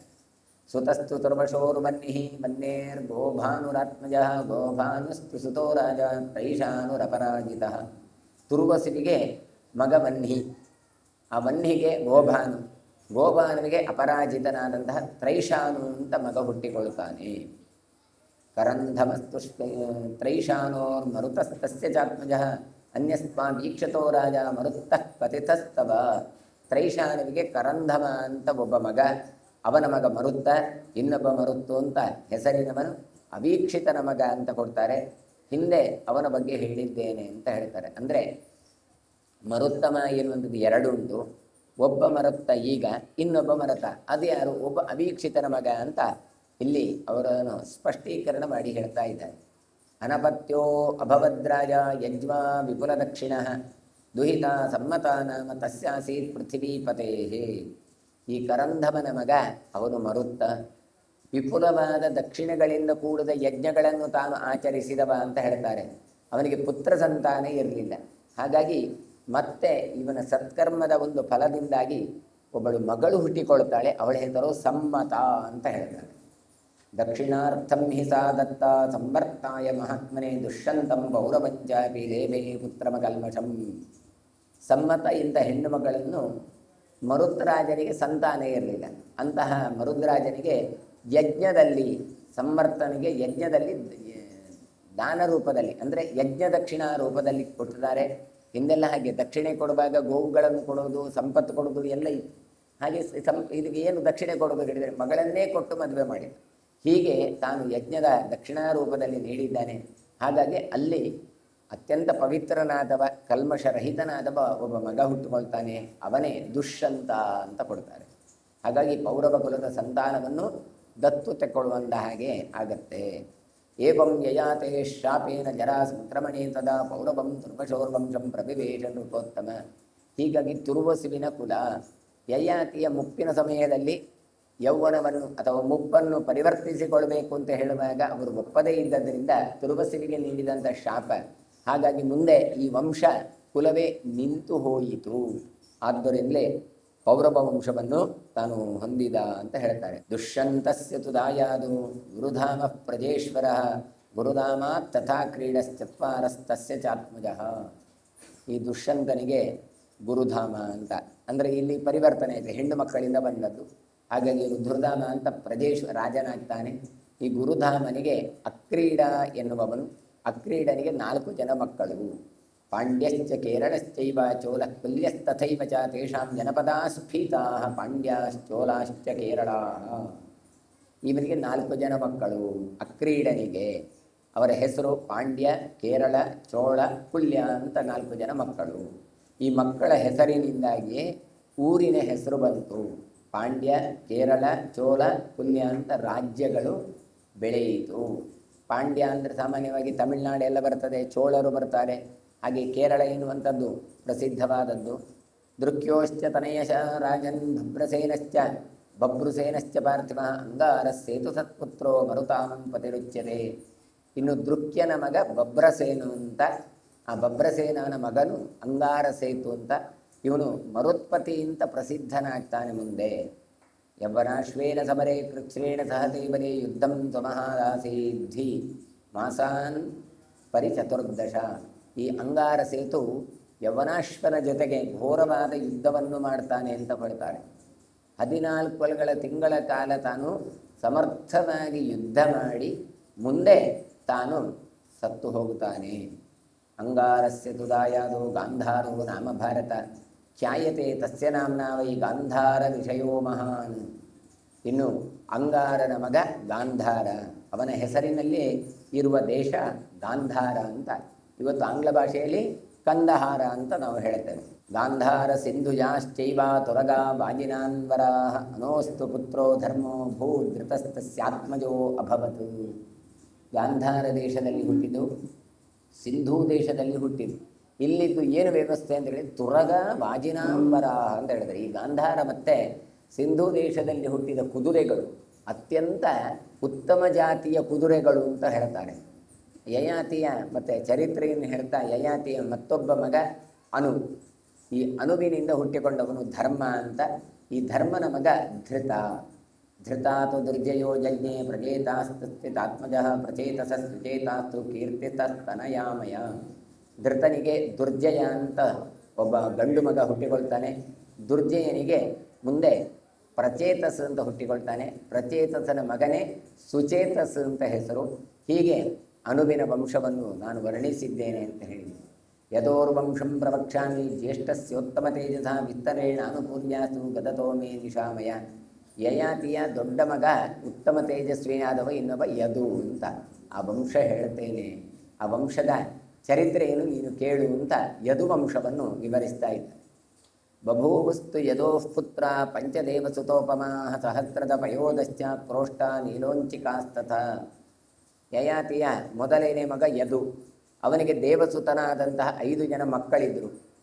ಹೇಗಿದ್ರು ಅವರು? ಸಹಸ್ರೋದ, ಪಯೋದ, ಕ್ರೋಷ್ಟ, ನೀಲ, ಅಂಜಿಕಾ ಅಂತ ಅವರ ಹೆಸರು. ಸಹಸ್ರದಸ್ಯ ದಾಯಾದಃ ಶತಜಿನ್ನಾಮ ಪಾರ್ಥಿವಃ ಶತಜಿತಸ್ತುತಾಶ್ಚೈವ ತ್ರಯಃ ಪರಮಧಾರ್ಮಿಕಾಃ ಹೇಯಶ್ಚ ಹಯಶ್ಚೈವ ರಾಜಾನ್ ವೇಣುಹಯಾಸ್ತಥ. ಸಹಸ್ರದನಿಗೆ ಮಗನಾಗಿ ಶತಜಿತ್ ಅಂತ ಹುಟ್ಟಿಕೊಳ್ತಾನೆ. ಶತಜಿತನಿಗೆ 3 ಜನ ಧಾರ್ಮಿಕರಾದ ಮಕ್ಕಳು ಹುಟ್ಟಿಕೊಳ್ತಾರೆ. ಅವರ ಹೆಸರು ಹೇಹಯ, ಹಯ, ವೇಣುಹಯ ಅಂತ. ಒಂದೇ ರೀತಿ ಹೆಸರಿಡುವ ಪರಿಪಾಟಿ ಆ ಕಾಲದಲ್ಲಿ ಇತ್ತು. ಹೇಹಯಸ್ಯ ಭವತ್ಪುತ್ರೋ ಧರ್ಮನೇತ್ರ ಇತಿ ಸ್ಮೃತಃ ಧರ್ಮನೇತ್ರಸ್ಯ ಕಾರ್ತಸ್ತು ಸಾಹಾಂಜಸ್ತಸ್ಯ ಚಾತ್ಮಜಃ. ಇನ್ನು ಹೇಹಯನಿಗೆ ಧರ್ಮನೇತ್ರ ಅಂತ ಒಬ್ಬ ಮಗ. ಆ ಧರ್ಮನೇತ್ರನಿಗೆ ಕಾರ್ತ, ಅವನಿಗೆ ಸಾಹಂಜನು ಅಂತ ಮಗನಾಗಿ ಹುಟ್ಟುತ್ತಾನೆ. ಸಾಹಂಜನಿ ನಾಮ ಪುರಿ ಏನ ರಾಜ್ಞಾ ನಿವೇಶಿತ ಸಾಹಂಜಸ್ಯ ತುದಾಯಾದೋ ಮಹಿಷ್ಮಾನ ನಾಮ ಪಾರ್ಥಿವ. ಅವನು ಸಾಹಂಜನು ಅಂತ ಹೇಳಿದ್ದಾನೆ. ಅವನು ಆಳಿದ ರಾಜಧಾನಿಯೇ ಸಾಹಂಜನಿ ಅಂತ ಪಟ್ಟಣ ಅಂತ ಕೊಡ್ತಾರೆ. ಅವನ ಮಗ ಮಾಹಿಷ್ಮಾನ್ ಅಂತ ರಾಜ. ಮಾಹಿಷ್ಮತಿ ನಾಮ ಪುರಿ ಏನ ರಾಜ್ಞಾ ನಿವೇಶಿತ ಆಸೀನ್ ಮಹಿಷ್ಮತಃ ಪುತ್ರೋ ಭದ್ರಶ್ಚಿರಣ್ಯಃ ಪ್ರತಾಪವಾನ್. ಮಾಹಿಷ್ಮತಿ ಅಂತ ಒಂದು ಪಟ್ಟಣವನ್ನು ರಚಿಸಿ ಆಳ್ವಿಕೆಯನ್ನು ರಹಿಸಿದವ ಅಂತ ಹೇಳ್ತಾರೆ. ಹಾಗಾಗಿ ಮಹಿಷ್ಮಂತನಿಗೆ ಪ್ರತಾಪನಂತನಂದನ ಭದ್ರಸೇನ ಅಂತ ಮಗ ಹುಟ್ಟಿಕೊಳ್ತಾನೆ. ವಾರಣಸ್ಯಾಧಿಪತೋ ರಾಜ ಕಥಿತಃ ಪೂರ್ವಮೇವ ಭದ್ರಶ್ರೇಣ್ಯಸ್ತು ಪುತ್ರಸ್ತು ದುರ್ಮದೋ ನಾಮ ವಿಶ್ರುತಃ. ಆ ಭದ್ರಶ್ರೇಣಿ ತಾನು ವಾರಾಣಸಿ ಪಟ್ಟಣಕ್ಕೆ ಅಧಿಪತಿಯಾಗಿದ್ದ. ಭದ್ರಶ್ರೇಣಿಯ ಮಗ ದುರ್ದಮ ಅಂತ ಹೆಸರು ಹೇಳ್ತಾ ಇದ್ದಾರೆ. ದುರ್ದಮಸ್ಯ ಸುತೋ ಧೀಮಾನ್ ಕನಕೋ ನಾಮ ವೀರ್ಯವಾನ್ ಕನಕಸ್ಯ ತುದಾಯಾದಾಶ್ಚತ್ವಾರೋ ಲೋಕವಿಶ್ರುತಾಃ. ದುರ್ದಮನಿಗೆ ಬುದ್ಧಿವಂತನಾದವ ವೀರ್ಯವಂತನಾದವ ಹುಟ್ಟಿದ. ಅವನ ಹೆಸರು ಕನಕ ಅಂತ ಹೆಸರು. ಹಾಗಾಗಿ ಕನಕನಿಗೆ ಲೋಕವಿಖ್ಯಾತರಾದಂತಹ 4 ಜನ ಮಕ್ಕಳಿದ್ರು ಅಂತ. ಕೃತವೀರ್ಯ ಕೃತೌಜಶ್ಚ ಕೃತಧನ್ವ ತಥೈವ ಚ ಕೃತಾಗ್ನಿಶ್ಚ ಚತುರ್ಥೋ ಭೂತ್ ಕೃತವೀರ್ಯಾಸ್ತಥಾರ್ಜುನಃ. ಆ ಕಾಂತನಿಗೆ ಕೃತವೀರ್ಯ, ಕೃತೌಜ, ಕೃತಧನ್ವ ಅಂತ 3 ಮಕ್ಕಳ ಜೊತೆಗೆ ಕೃತಾಗ್ನಿ ಎನ್ನುವವನು 4ನೇವ ಹುಟ್ಟಿಕೊಂಡ. ಆ ಕೃತವೀರ್ಯನಿಂದಲೇ ಒಬ್ಬ ಹುಟ್ಟಿಕೊಂಡವನ ಹೆಸರೇ ಅರ್ಜುನ ಅಂತ ಹೇಳಿದರು. ನಮಗೆ ಅರ್ಜುನ ಅಂತ ಕೇಳಿದರೆ ಪಾಂಡವರದ್ದು ಮಾತ್ರ ಅಲ್ಲ, ಕೃತವೀರ್ಯನಿಗೆ ಹುಟ್ಟಿಕೊಂಡ ಅವನನ್ನೇ ಕಾರ್ತವೀರ್ಯಾರ್ಜುನ ಅಂತ ಕರೀತೇವೆ. ಕೆಲವು ಸಲ ಅದಕ್ಕೆ ತೋಷ ಹೇಳಿದರೆ ಗೊತ್ತಾಗಲ್ಲ, ಸಂತೋಷ ಹೇಳಿದರೆ ಗೊತ್ತಾಗುತ್ತೆ. ಹಾಗೆ ಅರ್ಜುನ ಹೇಳಿದರೆ ಪಕ್ಕ ತಲೆಗೆ ಹೋಗಲ್ಲ, ಕಾರ್ತವೀರ್ಯಾರ್ಜುನ ಹೇಳಿದರೆ ಎಲ್ಲ ಗೊತ್ತಾಗುತ್ತೆ. ಹೀಗೆ ಕೃತವೀರ್ಯನ ಮಗ ಕಾರ್ತವೀರ್ಯ. ಯಸ್ಸಹ ಬಾಹುಸಹಸ್ರೇಣ ಸಪ್ತದ್ವೀಪೇಶ್ವರೋ ಭವತ್ ಜಿಗಾಯ ಪೃಥ್ವೀಮೇಕೋ ರಥೇನ ಆದಿತ್ಯವರ್ಚಸ. ಈ ಕಾರ್ತವೀರ್ಯನಿಗೆ 1000 ಕೈಗಳಿದ್ದದ್ದು, ಸಪ್ತದ್ವೀಪಗಳ ಒಡೆಯನಾಗಿದ್ದಾತ. ಹೇಗೆ ಕೇಳಿದರೆ ರಥೇನ ಆದಿತ್ಯವರ್ಚಸ, ತಾನು ರಥವನ್ನು ಬೆಳಗ್ಗೆ ಹೋಗ್ತಾ ಇದ್ದರೆ ಇನ್ನೊಬ್ಬ ಸಮಗ್ರ ಭೂಮಂಡಲವನ್ನು ಓಡಾಡುವ ಸೂರ್ಯ ಬಂದ ಅಂತ ಅನ್ನಿಸಬೇಕು. ಆ ರೀತಿಯಾದ ಕಾಂತಿ ಈ ಕಾರ್ತವೀರ್ಯಾರ್ಜುನನಲ್ಲಿ ಇತ್ತು ಅಂತ ಕೊಡ್ತಾರೆ. ಸಹಿ ವರ್ಷಾಯುತಂ ತಪ್ತ್ವ ತಪಃ ಪರಮೋತ್ತಮಂ ದತ್ತಮಾರಾಧಯಾಮಾಸ ಕಾರ್ತವೀರ್ಯೋ ಅತ್ರಿಹಿ ಅಸಂಭವಂ. ಆ ರಾಜ ಏನು ಮಾಡ್ತಾನೆ? 10,000 ವರ್ಷ ಕಾಲ ತಾನು ತಪಸ್ಸನ್ನು ಮಾಡ್ತಾನೆ ಅಂತ ಹೇಳ್ತಾರೆ. ಅತ್ರಿ ಮಹರ್ಷಿಗಳ ಅವತಾರ, ಅತ್ರಿ ಮಹರ್ಷಿಗಳ ಮಗನಾಗಿ ಬಂದಂಥ ಅವತಾರ ಅಂತ ದತ್ತ ಅಂತ ಭಗವಂತನನ್ನು ಆರಾಧನೆ ಮಾಡ್ತಾನೆ. ನೋಡಿ, ದತ್ತಾತ್ರೇಯ ಅಂತ ಅತ್ರಿಯ ಮಗ ಅಂತ ಅರ್ಥ. ದತ್ತ ಅಂದರೆ ಕೊಡಲ್ಪಟ್ಟದ್ದು ಅಂತ ಅರ್ಥ. ಯಾರು ಬರಬೇಕು ಕೇಳಿದರೆ, ನನಗೆ ನಿನ್ನ ಹಾಗೆ ಮಗ ಬೇಕು ಅಂತ ಕೇಳಿದರೆ ನನ್ನ ಹಾಗೆ ಇನ್ನೊಂದು ಜನ ಇಲ್ಲ, ಮತ್ತು ನಾನೇ ನನ್ನನ್ನೇ ನಿನಗೆ ಕೊಡ್ತೇನೆ ಅಂತ ಹೇಳಿದ್ದಾನೆ. ಹಾಗಾದರೆ ದತ್ತಾತ್ರೇಯನ ಹೇಗೆ ಸ್ವರೂಪ ಕೇಳಿದರೆ ಸತ್ಯನಾರಾಯಣ ದೇವರನ್ನು ಹೇಗೆ ನೋಡ್ತೀರಾ ಆ ರೀತಿಯಾಗಿ ಇರುವುದು, ಶಂಖಚಕ್ರ ಗದಾಧರನಾಗಿಯೇ ಇರುವುದು. ಮತ್ತು 3 ತಲೆ ತೋರಿಸ್ತಾರೆ ಕೇಳಿದರೆ ಅದು ಕೆಲವು ಕನ್ಫ್ಯೂಸ್ ಆಗುವಂಥದ್ದು. ಅಂದರೆ ಬ್ರಹ್ಮ ವಿಷ್ಣು ಮಹೇಶ್ವರರು 3 ಜನರು ಕೂಡ ಅತ್ರಿಯಿಂದಾಗಿ ಬರ್ತಾರೆ. ಹಾಗಾದರೆ ಬ್ರಹ್ಮನಿಗೆ ನೇರ ಅವತಾರ ಇಲ್ಲದೇ ಇದ್ದದ್ದರಿಂದ ಚಂದ್ರನ ಅಂಶತ್ವೇನ ಬರ್ತಾನೆ. ಹಾಗಾಗಿ ಚಂದ್ರ ಎನ್ನುವವನು ಅತ್ರಿ ನೇತ್ರ ಸಮುದ್ಭವ, ಅಲ್ಲಿ ಬ್ರಹ್ಮ ಬಂದ. ರುದ್ರದೇವರ ಇದಾಗಿ ಬಂದದ್ದು ಯಾರು ಹೇಳಿದರೆ ದುರ್ವಾಸರು. ಹಾಗಾಗಿ ರುದ್ರಾಂಶ ಸಂಭೂತರವರು. ಹಾಗಾಗಿ ಅತ್ರಿಗಳ ಮಹರ್ಷಿಗಳ ಮಗನಾಗಿ ದುರ್ವಾಸರು ರುದ್ರಾಂಶದಲ್ಲಿ ಬಂದರು. ಹಾಗಾದರೆ ವಿಷ್ಣು ಅಂಶದಲ್ಲಿ ಬಂದದ್ದು ಯಾರು ಕೇಳಿದರೆ ಅದು ದತ್ತ ಅಂತ. ಹಾಗಾಗಿ ದತ್ತ ಅತ್ರಿಯ ಮಗನಾದದ್ದರಿಂದ ದತ್ತಾತ್ರೇಯ ಅಂತ ಬಂತು. ಕೆಲವರು ಅದನ್ನು ತ್ರಯ ಅಂತ ಅರ್ಥ ಮಾಡಿದರು. ದತ್ತತ್ರಯ, ತ್ರಯ ಅಂದರೆ 3, ಹಾಗಾಗಿ 3 ತಲೆ ಹಾಕಿದರು. ಹಾಗಾಗಿ ಅಂತಹದ್ದು ಮೋಹಕವಾದ ರೂಪಗಳನ್ನು ಕೊಟ್ಟದ್ದು ಉಂಟು. ಯೋಗವನ್ನು ಕೊಟ್ಟವ ದತ್ತಾತ್ರೇಯ ಅಂತ ಕೊಡ್ತಾರೆ. ಹಾಗಾದರೆ ನಾವು ನೋಡುವ ಅಷ್ಟಾಂಗ ಎನ್ನುವಂಥದ್ದುಂಟಲ್ಲ, ಅದರಲ್ಲಿ ಒಂದು ಮಾತ್ರ ಆಸನ, ಯಮನಿಯ ಪತಂಜಲಿ ಕೊಟ್ಟದ್ದು. ಆದರೆ ಇಲ್ಲಿ ಯೋಗಶಾಸ್ತ್ರ ಅಂದರೆ ಭಗವಂತನ ಮೋಕ್ಷವನ್ನು ಪಡೆಯುವಂತಹ ಯೋಗ, ಅಂತಹ ಯೋಗವನ್ನು ಕೊಟ್ಟವನು ದತ್ತಾತ್ರೇಯ ಅಂತ ಕೊಡ್ತಾರೆ. ಅಂತಹ ದತ್ತನ ಉಪಾಸನೆ ಮಾಡಿದರೆ ಆಗ ಇವನಿಗೆ ಸಹಸ್ರ ಬಾಹು ಎನ್ನುವಂಥದ್ದು ಸಿಕ್ಕತ್ತೆ. ಮುಂದೆ ತಸ್ಮೈ ದತ್ತೋ ವರಾನ್ ಪ್ರಾದ ಚತುರೋ ಭುರಿ ತೇಜಸೋ ಪೂರ್ವಂ ಬಾಹು ಸಹಸ್ರಂತು ಪಾರ್ಥಿವಂ ಸುಮಹದ್ವರಂ. ಬಹಳ ಪರಾಕ್ರಮಿಯಾದಂಥ ಕಾರ್ತವೀರ್ಯಾರ್ಜುನನಿಗೆ ಈ ಪ್ರಸನ್ನನಾದಂತಹ ದತ್ತನಾಮಕ ಹರಿ 4 ವರಗಳನ್ನು ಕೊಟ್ಟ ಅಂತ ಹೇಳ್ತಾರೆ. ಹಾಗಾಗಿ ದತ್ತನಿಂದ ಕೊಡಲ್ಪಟ್ಟ ಮೊದಲ ವರ ಅಂದರೆ ದತ್ತ ಕೊಟ್ಟ ಮೊದಲ ವರ ಯಾವುದು ಗೊತ್ತಾ? ಅದನ್ನು ಹೇಳ್ತಾರೆ ಸಾವಿರ ಬಾಹುಗಳು. 2 ಕೈ ಇದ್ದಂತಹ ಅರ್ಜುನನಿಗೆ 1000 ಕೈಗಳು ದೊರೆತದ್ದು ದತ್ತಾತ್ರೇಯನ ಅನುಗ್ರಹ. ಇನ್ನು 2ನೇ ವರ ಅಂತ ಯಾವುದು? ಅಧರ್ಮೇ ಧೀಯಮಾನಸ್ಯ ಸದ್ಯಸ್ತತ್ರ ನಿಬರ್ಹಣಂ ಯುದ್ಧೇನ ಪೃಥಿವೀಂಜಿತ್ವ ಧರ್ಮೇಣಿ ವಾನುರಂಜನಂ ಅಂತ 2ನೇದು ಹೇಳ್ತಾರೆ. 2ನೇ ವರ ಯಾವುದು ಕೇಳಿದರೆ ಆತ ಕೇಳಿದ್ದು ಯಾವ ಜನ ಅಧರ್ಮವನ್ನು ಮಾಡ್ತಾರಲ್ಲ ಆಗ ಅದನ್ನು ತಡೆಯಬೇಕು. ಹಾಗಾಗಿ ಅಂತಹ ಒಂದು ಸಾಮರ್ಥ್ಯವನ್ನು ನನಗೆ ಕೊಡಬೇಕು ಅಂತ ಕೇಳ್ತಾನೆ. ಹಾಗಾಗಿ ಅದು 2ನೇ ವರ. ಯುದ್ಧೇನ ಪೃಥಿವೀಂಜಿತ್ವ ಧರ್ಮೇಣೈ ವಾನುರಂಜನಂ. ಇನ್ನು ಪ್ರಜೆಗಳಿಗೆ ನಾನು ಯುದ್ಧದಿಂದ ಪೃಥಿವಿಯನ್ನು ಗೆದ್ದು ನಾನು ಸಂತೋಷವನ್ನು ಕೊಡುವ ಹಾಗೆ ಆಗಬೇಕು ಅಂತ ಕೇಳ್ತಾನೆ. ಹಾಗಾಗಿ ಸಂಗ್ರಾಮಾನುಸವಹೂನ್ ಜಿತ್ವಾ ಹತ್ವಾ ಚಾರೀನ್ ಸಹಸ್ರಶಃ ಸಂಗ್ರಾಮೇ ವರ್ತಮಾನಸ್ಯ ವಧಂ ಚೈವಾಧಿಕಾದ್ರಣೆ. ಯುದ್ಧದಲ್ಲಿ 1000 ಸಂಖ್ಯೆಯ ಶತ್ರುಗಳನ್ನು ಕೊಂದಾಗ ನನಗಿಂತ ಶ್ರೇಷ್ಠನಾದ ಯುದ್ಧ ಮಾಡುವಂತಹ ಒಬ್ಬ ವ್ಯಕ್ತಿಯಿಂದ ನಾನು ಸಾಯಬೇಕು ಅಂತ 3ನೇ ವರವನ್ನು ಕೇಳಿಕೊಂಡ. ನಾವು ಹೇಳ್ತೇವಲ್ಲ ಸಾಯುವುದೇ, ಆದರೆ ಯಾರ ಹತ್ರ ಸಾಯಬಾರ್ದು. ಸಾಯುವುಗಳಿದ್ರೆ ದೊಡ್ಡ ಜನರಿಂದ ಸಾಯಬೇಕು ಅಂತ ಹೇಳ್ತೇವಲ್ಲ ಹಾಗೆ. ಹಾಗಾಗಿ ಭಗವದ್ರೂಪದಿಂದ ತಾನು ಹೋಗಬೇಕು ಎನ್ನುವಂಥದ್ದು ಅವನ ಚಿಂತನೆ ಇತ್ತು. ಹಾಗಾಗಿ ಪರಶುರಾಮನಿಂದ ಮುಂದೆ ತಾನು ಹತನಾಗ್ತಾನೆ. ತಸ್ಯ ಬಾಹು ಸಹಸ್ರಂತು ಯುದ್ಧತಃ ಕಿಲ ಜಾಯತೆ ಯೋಗಾದ್ ಯೋಗೇಶ್ವರಸ್ಯಾಗ್ನೇ ಪ್ರಾದುರ್ಭವತಿ ಮಾಯಯ. ಹಾಗಾಗಿ ಯೋಗೇಶ್ವರನಾದ ದತ್ತ ಅಂತ ಕೊಡ್ತಾರೆ. ಆ ದತ್ತರೂಪದ ಉಪಾಸನೆಯೇ ನಮ್ಮಲ್ಲಿ ಬಹಳ ಕಡಿಮೆಯಾಗಿ ಹೋಗಿದೆ. ಕಾರಣ ಅದರಲ್ಲಿ ಭ್ರಾಮಕ ರೂಪಗಳನ್ನು ಉಪದೇಶ ಮಾಡಿದ್ದು ಎಲ್ಲವೂ. ಹಾಗಾಗಿ 4 ನಾಯಿಗಳನ್ನು ಹಿಡಿದು 3 ತಲೆಯನ್ನು ಹಿಡಿದು ಇದೆಲ್ಲವನ್ನು ಕೂಡ ತಾನು ತೋರಿಸಿಕೊಟ್ಟ ರೂಪ ಅದು. ಹಾಗಾಗಿ ಅದನ್ನು ಹೆಚ್ಚು ಉಪಾಸನೆ ಮಾಡುವುದಿಲ್ಲ. ಅದಕ್ಕೋಸ್ಕರ ಹೇಳ್ತಾರೆ ಯೋಗೇಶ್ವರನಾದವ ಯಾರು ಕೇಳಿದರೆ ದತ್ತನಾಮಕ ಹರಿ. ಹಾಗಾಗಿ ಅವನ ವರದಿಂದಾಗಿ ಅರ್ಜುನ ತಾನು ಯುದ್ಧ ಮಾಡುವ ಸಂದರ್ಭದಲ್ಲಿ 1000 ತೋಳುಗಳು ಅಭಿವ್ಯಕ್ತ ಆಗ್ತಾ ಇತ್ತು ಅಂತ ಹೇಳ್ತಾರೆ. ಹಾಗಾದರೆ ಎಷ್ಟೊತ್ತಿಗೂ 1000 ಕೈ ಇಟ್ಕೊಂಡು ತಿರುಗಾಡ್ತಾ ಇದ್ದ ಅಂತ ಅರ್ಥ ಅಲ್ಲ. ತಸ್ಯ ಬಾಹು ಸಹಸ್ರಂತು ಯುದ್ಧತಃ ಕಿಲ ಜಾಯತೆ ಯೋಗಾದ್ ಯೋಗೇಶ್ವರಸ್ಯಾಗ್ರೆ ಪ್ರಾದುರ್ಭವತಿ ಮಾಯಯ. ಹಾಗಾದರೆ ತನ್ನ ಮಾಯೆಯಿಂದ ಆ ತೋಳುಗಳನ್ನು ಪ್ರಕಟಿಸ್ತಾ ಇದ್ದ. ನಮಗೆ 2 ಕೈ ಹೊತ್ತು ತಿರುಗಾಡೋದೇ ಕಷ್ಟ ಆಗಿಬಿಡುತ್ತೆ. ಅದಕ್ಕಿನ್ನು 2 ಸಿಕ್ಕಿದ್ರೆ ಯಕ್ಷಗಾನಾದಿಗಳೆಲ್ಲ ಒಂದಿಷ್ಟು ಕಟ್ಟಿಕೊಳ್ತಾರೆ. ಅದು ದೇಶ ತೆಗೆಯುವವರೆಗೆ ಸಾಕಾಗುತ್ತೆ ಅವರಿಗೆ. ಹಾಗಾದರೆ ಇವರು 1000 ಕೈ ಹೇಗೆ ಹಿಡ್ಕೊಂಡು ಅಂದರೆ ಯಾವಾಗಲೂ ಇರಲಿಲ್ಲ. ಯುದ್ಧ ಮಾಡುವಾಗ ಅದು ಪ್ರಕಟಗೊಳ್ತಾ ಇತ್ತು ಅಂತ ಒಂದು ಅಪೂರ್ವ ಅಂಶವನ್ನು ಇಲ್ಲಿ ಕೊಡ್ತಾರೆ. ತೇನೈವ ಪೃಥಿವೀ ಕೃತ್ಸ್ನ ಸಪ್ತದ್ವೀಪ ಸಪತ್ತನ ಸಸಮುದ್ರ ಸನಗರ ಉಗ್ರೇಣ ವಿಧಿನಾಜಿತ.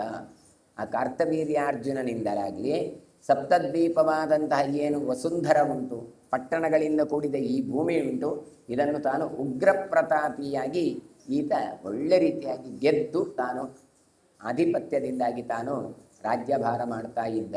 ಹಾಗೆ ಹೇಳ್ತಾರೆ ತೇನ ಸಪ್ತಸು ದ್ವೀಪೇಶು ಸಪ್ತ ಯಜ್ಞ ಶತಾನಿ ವೈ ಪ್ರಾಪ್ತಾನಿ ವಿಧಿಭದ್ರಾಜ ಶೂಯಂತೆ ಜನಮೇಜಯ. ಆ ಕಾರ್ತವೀರ್ಯಾರ್ಜುನ ಇದ್ದಾನಲ್ಲ, ಈ 7 ದ್ವೀಪಗಳಲ್ಲಿ ಕಾರ್ತವೀರ್ಯಾರ್ಜುನ ವಿಧಿಬದ್ಧವಾಗಿ ತಾನು ಯಾಗಗಳನ್ನು ಮಾಡಿದ್ದಾನೆ ಅಂತ ಹೇಳ್ತಾರೆ. ನೋಡಿ, ವಿಧಿಬದ್ಧವಾಗಿ ನಾವು ಒಂದು ದ್ವೀಪದಲ್ಲಿ ಮಾಡುವುದೇ ಕಷ್ಟ, ಇವ 7 ದ್ವೀಪದಲ್ಲಿಯೂ ಕೂಡ ತಾನು ಮಾಡಿದ್ದಾನೆ. ಸರ್ವೇ ಯಜ್ಞ ಮಹಾಬಾಹೋ ತಸ್ಯಾಸನ್ ಭೂರಿ ದಕ್ಷಿಣಾ ಸರ್ವೇ ಕಾಂಚನಯೂಪಾಶ್ಚ ಸರ್ವೇ ಕಾಂಚನ ವೇದಯ. ಕಾರ್ತವೀರ್ಯಾರ್ಜುನ ಮಾಡಿದ ಪ್ರತಿ ಒಂದು ಯಾಗ ಉಂಟಲ್ಲ, ಅದು ಬಹಳ ಅದ್ಭುತ ಅಂತ ಹೇಳ್ತಾರೆ. ಯಾಗ ಮಂಟಪಗಳು ಬಂಗಾರದಿಂದ ಕೂಡಿದ್ದಾಗಿತ್ತು, ವಿಪುಲವಾದ ದಕ್ಷಿಣೆಯನ್ನು ಕೊಡ್ತಾ ಇದ್ದ ಅಂತ ಹೇಳಿದರು.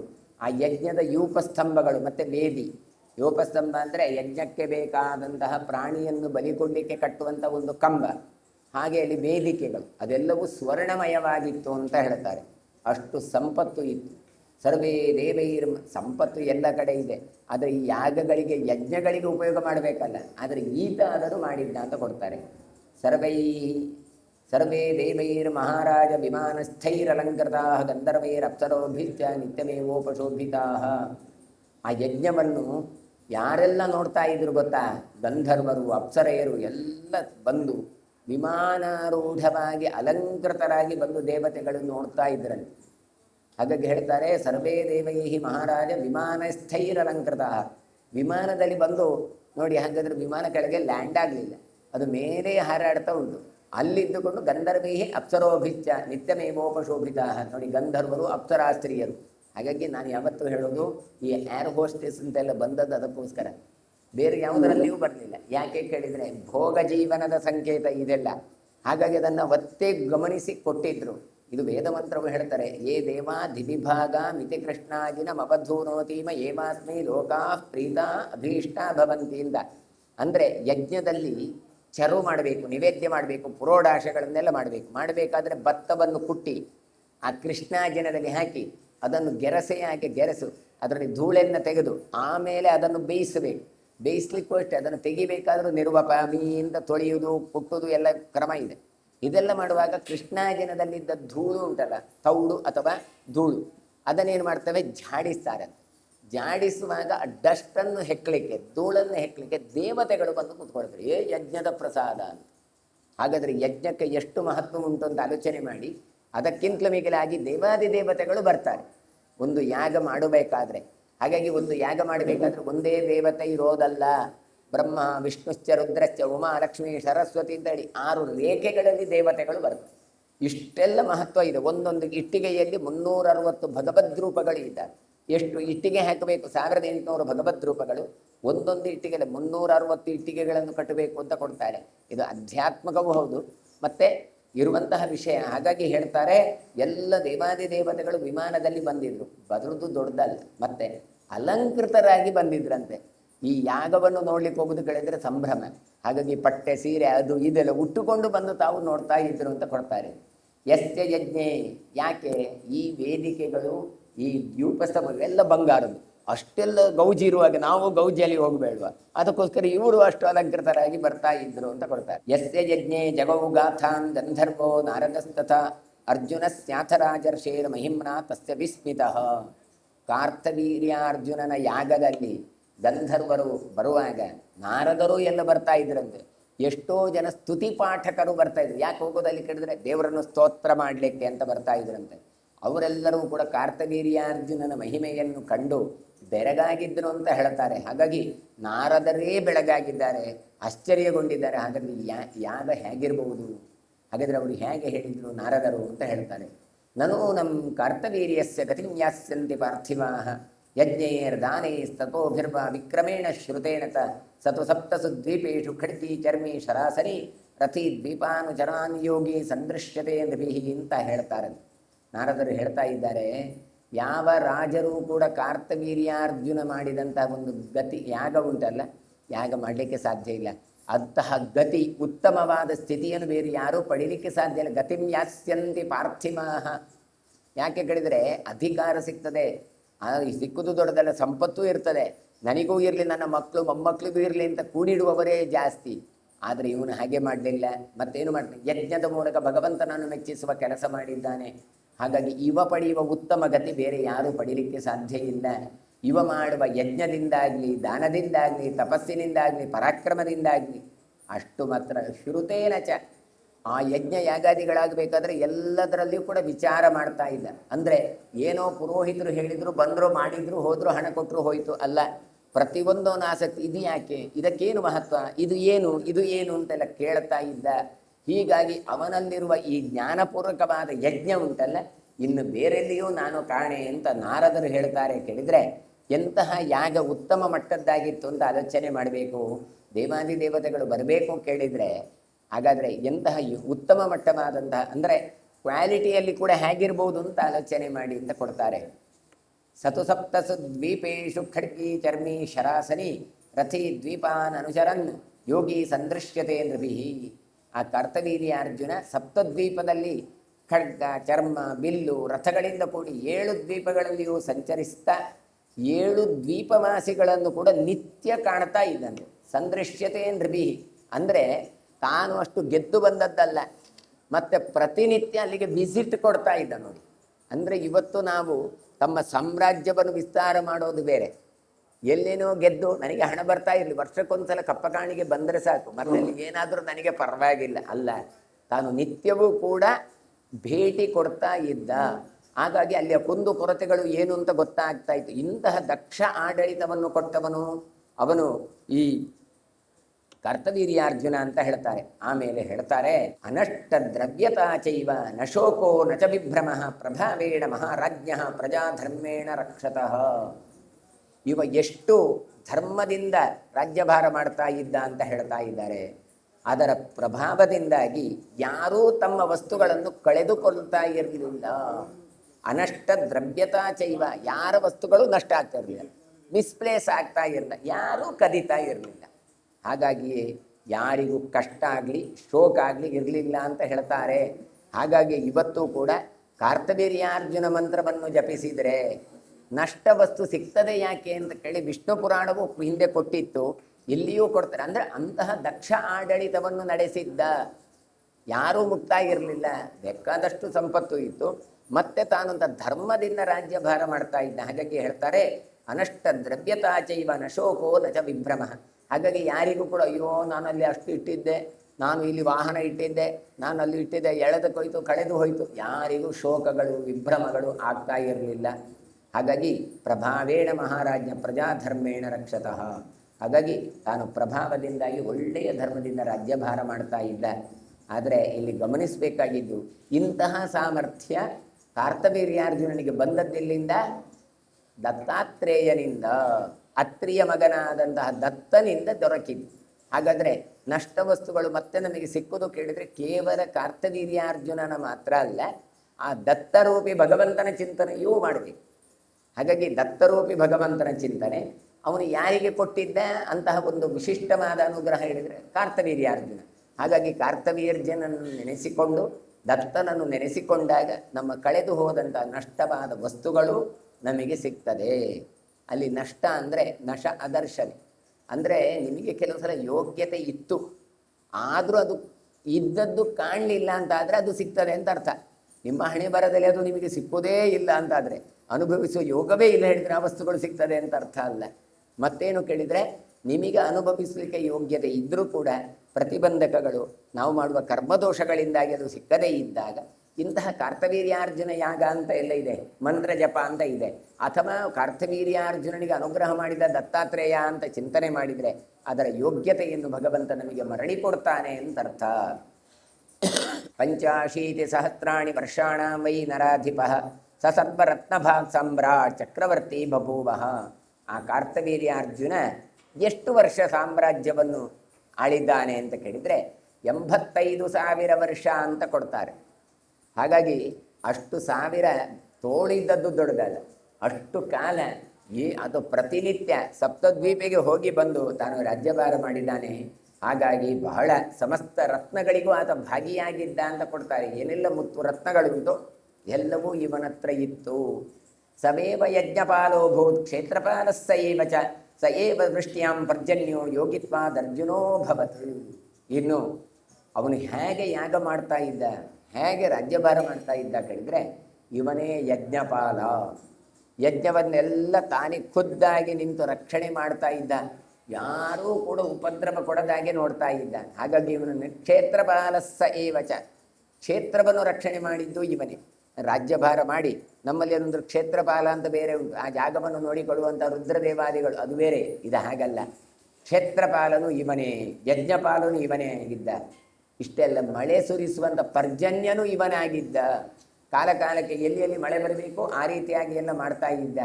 ಹಾಗಾಗಿ ಕಾರ್ತವೀರ್ಯಾರ್ಜುನನ ಒಂದು ಸಂಪರ್ಕದಿಂದಾಗಿ ಎಲ್ಲ ವಿಧವಾದ ಸಾಮರ್ಥ್ಯವನ್ನು ಎಲ್ಲ ವಸ್ತುಗಳು ಪಡ್ಕೊಳ್ತಾ ಇತ್ತು ಅಂತ. ಸಯೇವ ಯಜ್ಞಪಾಲೋಭೋ ಕ್ಷೇತ್ರಪಾಲಸ್ಸೈವ ಚ ಸಯೇವ ವೃಷ್ಟ್ಯಾಂ ಪರ್ಜನ್ಯ ಯೋಗಿತ್ವಾತ್ ಅರ್ಜುನೋ ಅಭವತ್. ಹಾಗಾಗಿ ಯೋಗ ಏನು, ಇವ ಯಜ್ಞ ಯಾವುದೂ ಕೂಡ ಅದು ಒಳ್ಳೆಯ ಸತ್ವಭರಿತ ಆಗ್ತಾ ಇತ್ತು. ಯಾಕೆ, ಅದು ಇವನ ಸಾಮರ್ಥ್ಯದಿಂದಾಗಿ. ಹಾಗಾಗಿ ಇವ ಅರ್ಜುನ, ಇವ ಒಳ್ಳೆ ಯೋಗಿಯಾಗಿದ್ದ ಅಂತ ಹೇಳ್ತಾನೆ.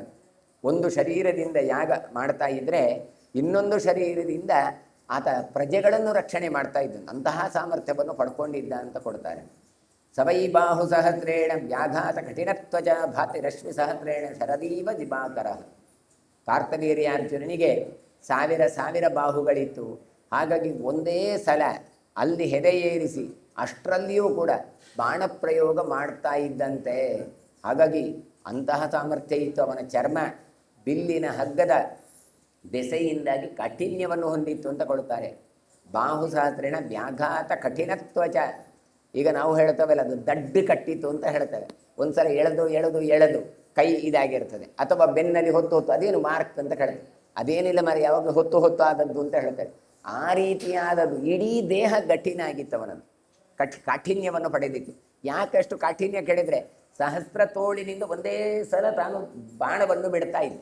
ಅದು ಬಿಟ್ಟು ಅಷ್ಟೂ ಕೂಡ ಅದು ಒಳ್ಳೆ, ಅದು ಮಾಂಸಖಂಡಗಳೆಲ್ಲ ಕಾಠಿಣ್ಯವನ್ನು ಪಡೆದುಕೊಂಡಿತ್ತು, ದಡ್ಡು ಕಟ್ಟಿತ್ತು ಅಂತ ಹೇಳ್ತಾರೆ. ಆ ರೀತಿಯಾಗಿ ಕಾಠಿಣ್ಯವನ್ನು ಹೊಂದಿಡ್ತು. ಅದಕ್ಕೋಸ್ಕರ ಮತ್ತೆ ಹೇಳ್ತಾರೆ, ಭಾತಿ ರಶ್ಮಿ ಸಹಸ್ರೇಣ ಶರದೀವ ದಿವಾಕರ. ಶರತ್ಕಾಲದಲ್ಲಿ ಸೂರ್ಯ ಹೇಗೆ ಶುದ್ಧವಾಗಿ ಮೋಡವೇ ಇರೋದಿಲ್ಲ ಆಕಾಶದಲ್ಲಿ ಶರತ್ಕಾಲದಲ್ಲಿ, ಹಾಗಾಗಿ ಶುದ್ಧನಾದ ಸೂರ್ಯ ಹೇಗೆ ತನ್ನ ಪ್ರಖರವಾದ ಕಿರಣಗಳನ್ನು ಬೀರ್ತಾ ಇದ್ನು, ಅದೇ ರೀತಿಯಾಗಿ ಕಾರ್ತವೀರ್ಯಾರ್ಜುನ ಕೂಡ ತನ್ನ ಪ್ರಕಾಶವನ್ನು ಬೀಳ್ತಾ ಇದ್ದ. ಸಹಿ ನಾಗಾನ್ ಮನುಷ್ಯೇಶು ಮಾಹಿಷ್ಮತ್ಯಾಂ ಮಹಾದ್ಯುತಿ ಕರ್ಕೋಟಕ ಸುತಾಂಚಿತ್ವ ಪೂರ್ಯಾಂ ತಸ್ಯಾಂ ನ್ಯವೇಶಯತ್. ಹಾಗಾಗಿ ಈತ ಕಾರ್ತವೀರ್ಯಾರ್ಜುನ ತಾನು ಕಾರ್ಕೋಟಕನಾಗನ ಮಕ್ಕಳನ್ನು ಗೆದ್ದವ ಅಂತ ಹೇಳ್ತಾನೆ. ಕಾರ್ಕೋಟಕನಾಗ ಅವನ ಸಂತಾನ ಅವುಗಳನ್ನು ಕೂಡ ಜಯಿಸಿಕೊಂಡಿದ್ದವ. ಮಾಹಿಷ್ಮತಿ ನಗರಿಯಲ್ಲಿ ಮನುಷ್ಯರ ಜೊತೆಗೆ ನಾಗಗಳನ್ನು ಸೇರಿಸಿದಂಥ ಕೀರ್ತಿ ಇವರದ್ದಂತೆ. ನೋಡಿ, ಹಾವುಗಳು ಮತ್ತು ಮನುಷ್ಯರು ಎರಡು ಒಟ್ಟೊಟ್ಟಿಗೆ ಬದುಕುತ್ತಾ ಇದ್ರಂತೆ. ನೋಡಿ, ಕರ್ಕೋಟ ಸುತಾಂಚಿತ್ವ ಪೂರ್ಯಾಂ ತಸ್ಯಾಂ ನಿವೇಶ. ಪೂರಿ ಅಂದರೆ ಪುರ ಅಂತ ಅಷ್ಟ, ಪಟ್ಟಣದಲ್ಲಿ ಈ ನಾಗಗಳನ್ನು ಸೇರಿಸಿದ್ದಾರೆ. ಎಲ್ಲ ಒಟ್ಟಿಗೆ ಇರಬೇಕು. ಯಾರಾದ್ರೂ ಕೊಚ್ಚಿದ್ರೆ ಗಲಾಟೆ ಮಾಡಿದರೆ ನಿಮಗೆ ಜೋರು. ಈ ಮನುಷ್ಯರು ಅವರಿಗೆ ಉಪದ್ರ ಮಾಡಲಿಕ್ಕಿಲ್ಲ, ಆ ಕರ್ಕೋಟಕನ ಮಕ್ಕಳಾದ ನಾಗಗಳು ಕೂಡ ಮನುಷ್ಯನಿಗೆ ಉಪದ್ರವ ಮಾಡಲಿಕ್ಕೆ. ಈ ರೀತಿಯಾಗಿ ತಾನು ಒಟ್ಟೊಟ್ಟಿಗೆ ತಾನು ಅವರನ್ನು ನೋಡುತ್ತಾ ಇದ್ದ. ಸವೈ ವೇಗಂ ಸಮುದ್ರಸ್ಯ ಪ್ರಾವೃತ್ ಕಾಲಯಂಬುಕ್ತೇ ಕ್ಷಣ ಕ್ರೀಡನ್ನಿವ ಭುಜೋದ್ಭಿನ್ನಂ ಪ್ರತಿಸ್ರೋತಶ್ಚಕಾರ. ಇನ್ನು ಮಳೆಗಾಲದಲ್ಲಿ ಸಮುದ್ರದಲ್ಲಿ ತಾನು ಜಲಕ್ರೀಡೆಯನ್ನು ಮಾಡ್ತಾ ಇದ್ದಾನೆ. ಮಾಡ್ತಾ ಇರುವಾಗ ಜಲರಾಶಿಯನ್ನು ತನ್ನ ಸಹಸ್ರ ಬಾಹುಗಳಿಂದ ತಡೀತಾ ಇದ್ದಂತೆ. ಅದು ಎಷ್ಟು ಕೇಳಿದರೆ ಸಮುದ್ರದ ನೀರನ್ನು ಜಲಪಾತದ ಹಾಗೆ ತಾನು ನೀರು ಧುಮುಕುವ ಹಾಗೆ ಮಾಡ್ತಾ ಇದ್ದ ಅಂತ ಹೇಳ್ತಾರೆ. ಹೇಗಿರ್ಬೋದು ನೋಡಿ, ಕ್ರೀಡನ್ನಿವ ಭುಜೋದ್ವಿಗ್ನಂ ಪ್ರತಿಸ್ರೋತಶ್ಚಕಾರ. ನಮಗಿವತ್ತು ಫಾಲ್ಸ್ ನೋಡಬೇಕು, ಜಲಪಾತ ನೋಡಬೇಕು ಕೇಳಿದರೆ ಎಲ್ಲೆಲ್ಲಿಗೆ ಹೋಗ್ಬೇಕು, ಇವನಿಗೆ ಏನು ಬೇಡ, ಸಮುದ್ರಕ್ಕೆ ಬಂದು ನಿಲ್ತಾ ಇದ್ದ. ಮಳೆಗಾಲ ಬೇರೆ, 1000 ತೋಳನ್ನು ಹೀಗೆ ಅಡ್ಡ ಹಿಡಿದು ಮೇಲಿನ ತೋಳಿನಲ್ಲಿ ಸ್ವಲ್ಪ ಗ್ಯಾಪ್ ಬಿಡುವುದು. ಆಗ ನೀರು ಅಲ್ಲಿಂದ ಧುಮುಕ್ಲಿಕ್ಕೆ ಆಗತ್ತೆ. ನೋಡಿದರೆ ನಮಗೆ ಎತ್ತರದಿಂದ ಕೆಳಗೆ ಬೀಳುವಂತಹ ಒಂದು ದೃಶ್ಯ ನೋಡ್ತೇವೆ. ಕೃತಕವಾದಂತಹ ಯಾವ ನೀರಿನ ಜಲಪಾತ ಇಲ್ಲಿ ಹರಿತಾ ಉಂಟು ಅಂತ ಎಲ್ಲ ಸ್ನಾನ ಮಾಡೋದು. ನೋಡಿ ಎಂಥ ಸಾಮರ್ಥ್ಯವನ್ನು ತಾನು ತೋರಿಸ್ತಾ ಇದ್ದ ಅಂತ ತೋರಿಸ್ತಾ ಇದ್ರೆ, ಇಂಥದ್ದೆಲ್ಲ ನಡೀತಾ ಅಂತ ಕೇಳ್ತಾರೆ. ಇದು ಈ ಮಣ್ಣಿನಲ್ಲಿಯೂ ನಡೆದದ್ದೇ. ಈಗ ಏನು ಅಡುಗೆಯವರಿದ್ದಾರೆ, ಅವರ ಹಿಂದಿನ ಪರಂಪರೆಯಲ್ಲಿ ಒಬ್ಬರು ಸಾಮಗರು ಅಂತ ಇದ್ರು. ಅವರು ಏನು ಮಾಡ್ತಾ ಇದ್ರು ಕೇಳಿದರೆ, ಇಲ್ಲಿ ಅಡಿಗೆಯ ದೊಡ್ಡ ದೊಡ್ಡ ಪಾತ್ರೆಗಳು, ಈಗ ಎಲ್ಲ ನಮಗೆ ಪಂಪು ಸ್ವಿಚ್ ಒತ್ತಿದ್ರೆ ನೀರು ಬರ್ತಾ ಇತ್ತು. ಆ ಕಾಲದಲ್ಲಿ ಹಾಗಲ್ಲ. ಮತ್ತೆ ಬಾವಿಯಿಂದ ತಾವು ನೀರನ್ನು ಸೇದಿ ಅಡುಗೆ ಮಾಡ್ತಾ ಇದ್ರು ಭೋಜನ ಶಾಲೆಯಲ್ಲಿ ಎಲ್ಲ. ಹಾಗಾಗಿ ಅಂಥವರು ಆ ಸೇದಿ ಕೈ ಎಷ್ಟು ಗಟ್ಟಿ ಇತ್ತು ಕೇಳಿದರೆ, ಯಾವ ನಾವು ದೊಡ್ಡ ದೊಡ್ಡ ಕುಂಡಲಗಳು ಅಥವಾ ಕೊಪ್ಪರಿಗೆ ಪಾತ್ರಗಳು ಅಂತ ಕರೀತೇವೆ. ಅದನ್ನು ಒಂದೇ ಕೈಯಲ್ಲಿ ಹೀಗೆ ಹಿಡ್ಕೊಂಡು ಹೋಗ್ತಾ ಇದ್ರು. ಎರಡೂ ಕೈಯಲ್ಲಿ, ಒಂದು ಕೈಯಲ್ಲಿ ಆ ಪಾತ್ರ, ಒಂದು ಕೈಯಲ್ಲಿ ಈ ಪಾತ್ರ, ಹೀಗೆ ಹಿಡ್ಕೊಂಡು ಹೋಗ್ತಾ ಇದ್ರು. ಅಂತಹ ಸಾಮರ್ಥ್ಯ ಇತ್ತು. ಯಾವತ್ತೂ ಕೂಡ ಭೀಮಸೇನನದ್ದು ಅಥವಾ ಈ ಕೀಚಕನ ವಧೆ ಇತ್ಯಾದಿಗಳದ್ದೆಲ್ಲ ವೇಷ ಹಾಕಿಕೊಂಡು ಅಷ್ಟರ ಮೇಲೆ ಓಡಾಡ್ತಾ ಇದ್ರು. ಇದೇನು ಹಿಂದೆ ಅಲ್ಲ, ಒಂದು 10-20 ವರ್ಷಗಳ ಹಿಂದೆ ಇದೇ ಉಡುಪಿಯಲ್ಲಿ ನಡೆದು. ಅಂದರೆ ಅಂತಹ ಸಾಮರ್ಥ್ಯ ಎಲ್ಲಿಂದ ಬಂತು ಹೇಳಿದರೆ, ನೀರು ಎಳೆದು ಬಂತು. ಹಾಗೆ ಕರ್ತವೀರ್ಯಾರ್ಜುನ ತನ್ನ ತೋಳಿನ ಸಾಮರ್ಥ್ಯದಿಂದ ಇಂತಹ ಎಲ್ಲ ಒಂದು ಲೀಲೆಯನ್ನು ತೋರಿಸ್ತಾ ಇದ್ದ ಅಂತ ಹೇಳ್ತಾರೆ. ಲುಂಠಿತ ಕ್ರೀಡಿತಾ ತೇನ ಪೇನ ಸ್ರಗ್ಧಾಮ ಮಾಲಿನಿ ಚಲದೂರ್ಮಿ ಸಹಸ್ರೇಣ ಶಂಕಿತಾಭ್ಯೇತಿ ನರ್ಮದಾ. ಕಾರ್ತವೀರ್ಯಾರ್ಜುನ ನರ್ಮದಾ ನದಿಯಲ್ಲಿ ಆಟಾಡ್ತಾ ಇದ್ದಂತೆ. ಹೀಗಾಗಿ ನೊರೆಯಿಂದ ಅಲಂಕೃತಳಾಗಿದ್ದು ನರ್ಮದಾ ಅಂತ ಹೇಳ್ತಾರೆ. ನೊರೆ ಬರುವ ಹಾಗೆ ಇವ ಮಾಡ್ತಾ ಇದ್ದಂತೆ ತನ್ನ ಬಾಹುಗಳಿಂದಾಗಿ. ಹಾಗಾಗಿ 1000 ಹಳೆಯ ಸಮುದ್ರ ರಾಜನ ಬಳಿ ತನ್ನ ಪರಪುರುಷನಿಂದ ಉಪಭೋಗಿಸಲ್ಪಟ್ಟವಳೋ ಎನ್ನುವಂಥ ಶಂಕೆ ಈ ಸಮುದ್ರನ ಬಳಿಗೆ ಸಾಗ್ತಾ ಇದ್ದು ನರ್ಮದೆ ಅಂತ. ಅಂದರೆ ಅರ್ಥಾತ್ ವೇಗವಾಗಿ ಸೇರುವ ನರ್ಮದೆಯನ್ನು ಈತ ತಡಿತಾ ಇದ್ದ. ನೊರೆಯಾಗಿ ಅದು ಬರುವ ಹಾಗೆ ಮಾಡಿ ಮತ್ತೆ ಸಮುದ್ರಕ್ಕೆ ಸೇರುವ ಕೆಲಸವನ್ನು ಮಾಡ್ತಾ ಇದ್ದ. ಅಂತಹ ಸಾಮರ್ಥ್ಯ ಈ ಕರ್ತವೀರ್ಯಾರ್ಜುನನಿಗೆ ಇತ್ತು ಅಂತ ಹೇಳ್ತಾರೆ. ಹಾಗಾಗಿ ಉಳಿದೆಲ್ಲ ಚರಿತ್ರೆಗಳನ್ನು ಮತ್ತೆ ನಾಳೆ ಸೇರುವಾಗ ಚಿಂತನೆ ಮಾಡುವ ಅಂತ ಹೇಳ್ತಾ ಇವತ್ತಿನ ಪ್ರವಚನ ಮಂಗಳಗೊಳಿಸ್ತೇನೆ. ಶ್ರೀಕೃಷ್ಣಾರ್ಪಣಮಸ್ತು. ಶ್ರೀವತ್ಸ ಕೌಸ್ತುಭಧರೋ ಯಶೋಧ ವತ್ಸಲೋ ಹರಿ ಚತುರ್ಭುಜಾತ್ತ ಚಕ್ರಾಸಿ ಗದಾ ಶಂಖಾದ್ಯುದಾಯುಧ ದೇವಕೀ ನಂದನ ಶ್ರೀಶೋ ನಂದಗೋಪಪ್ರಿಯಾತ್ಮಜ ಯಮುನಾ ವೇಗದಂಹಾರಿ ಬಲಭದ್ರಪ್ರಿಯಾನುಜ ಪೂತನಾ ಜೀವಿತಾಹಾರಿ ಶಕಟಾಸುರಭಂಜನಃ ನಂದವ್ರಜ ಜನಾನಂದಿ ಸಚ್ಚಿದಾನಂದ ವಿಗ್ರಹ ನವನೀತ ವಿಲಿಪ್ತಾಂಗೋ ನವನೀತ ನಟೋ ನಗಃ ನವನೀತ ನವಾಹಾರೋ ಮುಜಕುಂದ ಪ್ರಸಾದಕೃತ ಷೋಡಶಸ್ತ್ರೀ ಸಹಸ್ರೇಶ ತ್ರಿಭಂಗಿ ಮಧುರಾಕೃತಿ ಸುಖಮಾಗಮೃತಾಬ್ದಿಂದುರ್ಗೋ ಬಿಂದು ಯೋಗಿನಾಂ ಪತಿ ವತ್ಸಪಾದಹರೋ ನಂತೋಧೇನುಕಾಸುರಭಂಜನಃ ಋಣೀಕೃತೃಣಾವೃತ್ತೋ ಯಮಲಾರ್ಜುನಭಂಜನಃ ಚಿತ್ಕಾಲಕಾಲಭೂತಾಕಮಾಲಶ್ಯಾಮಲಾಕೃತಿಃ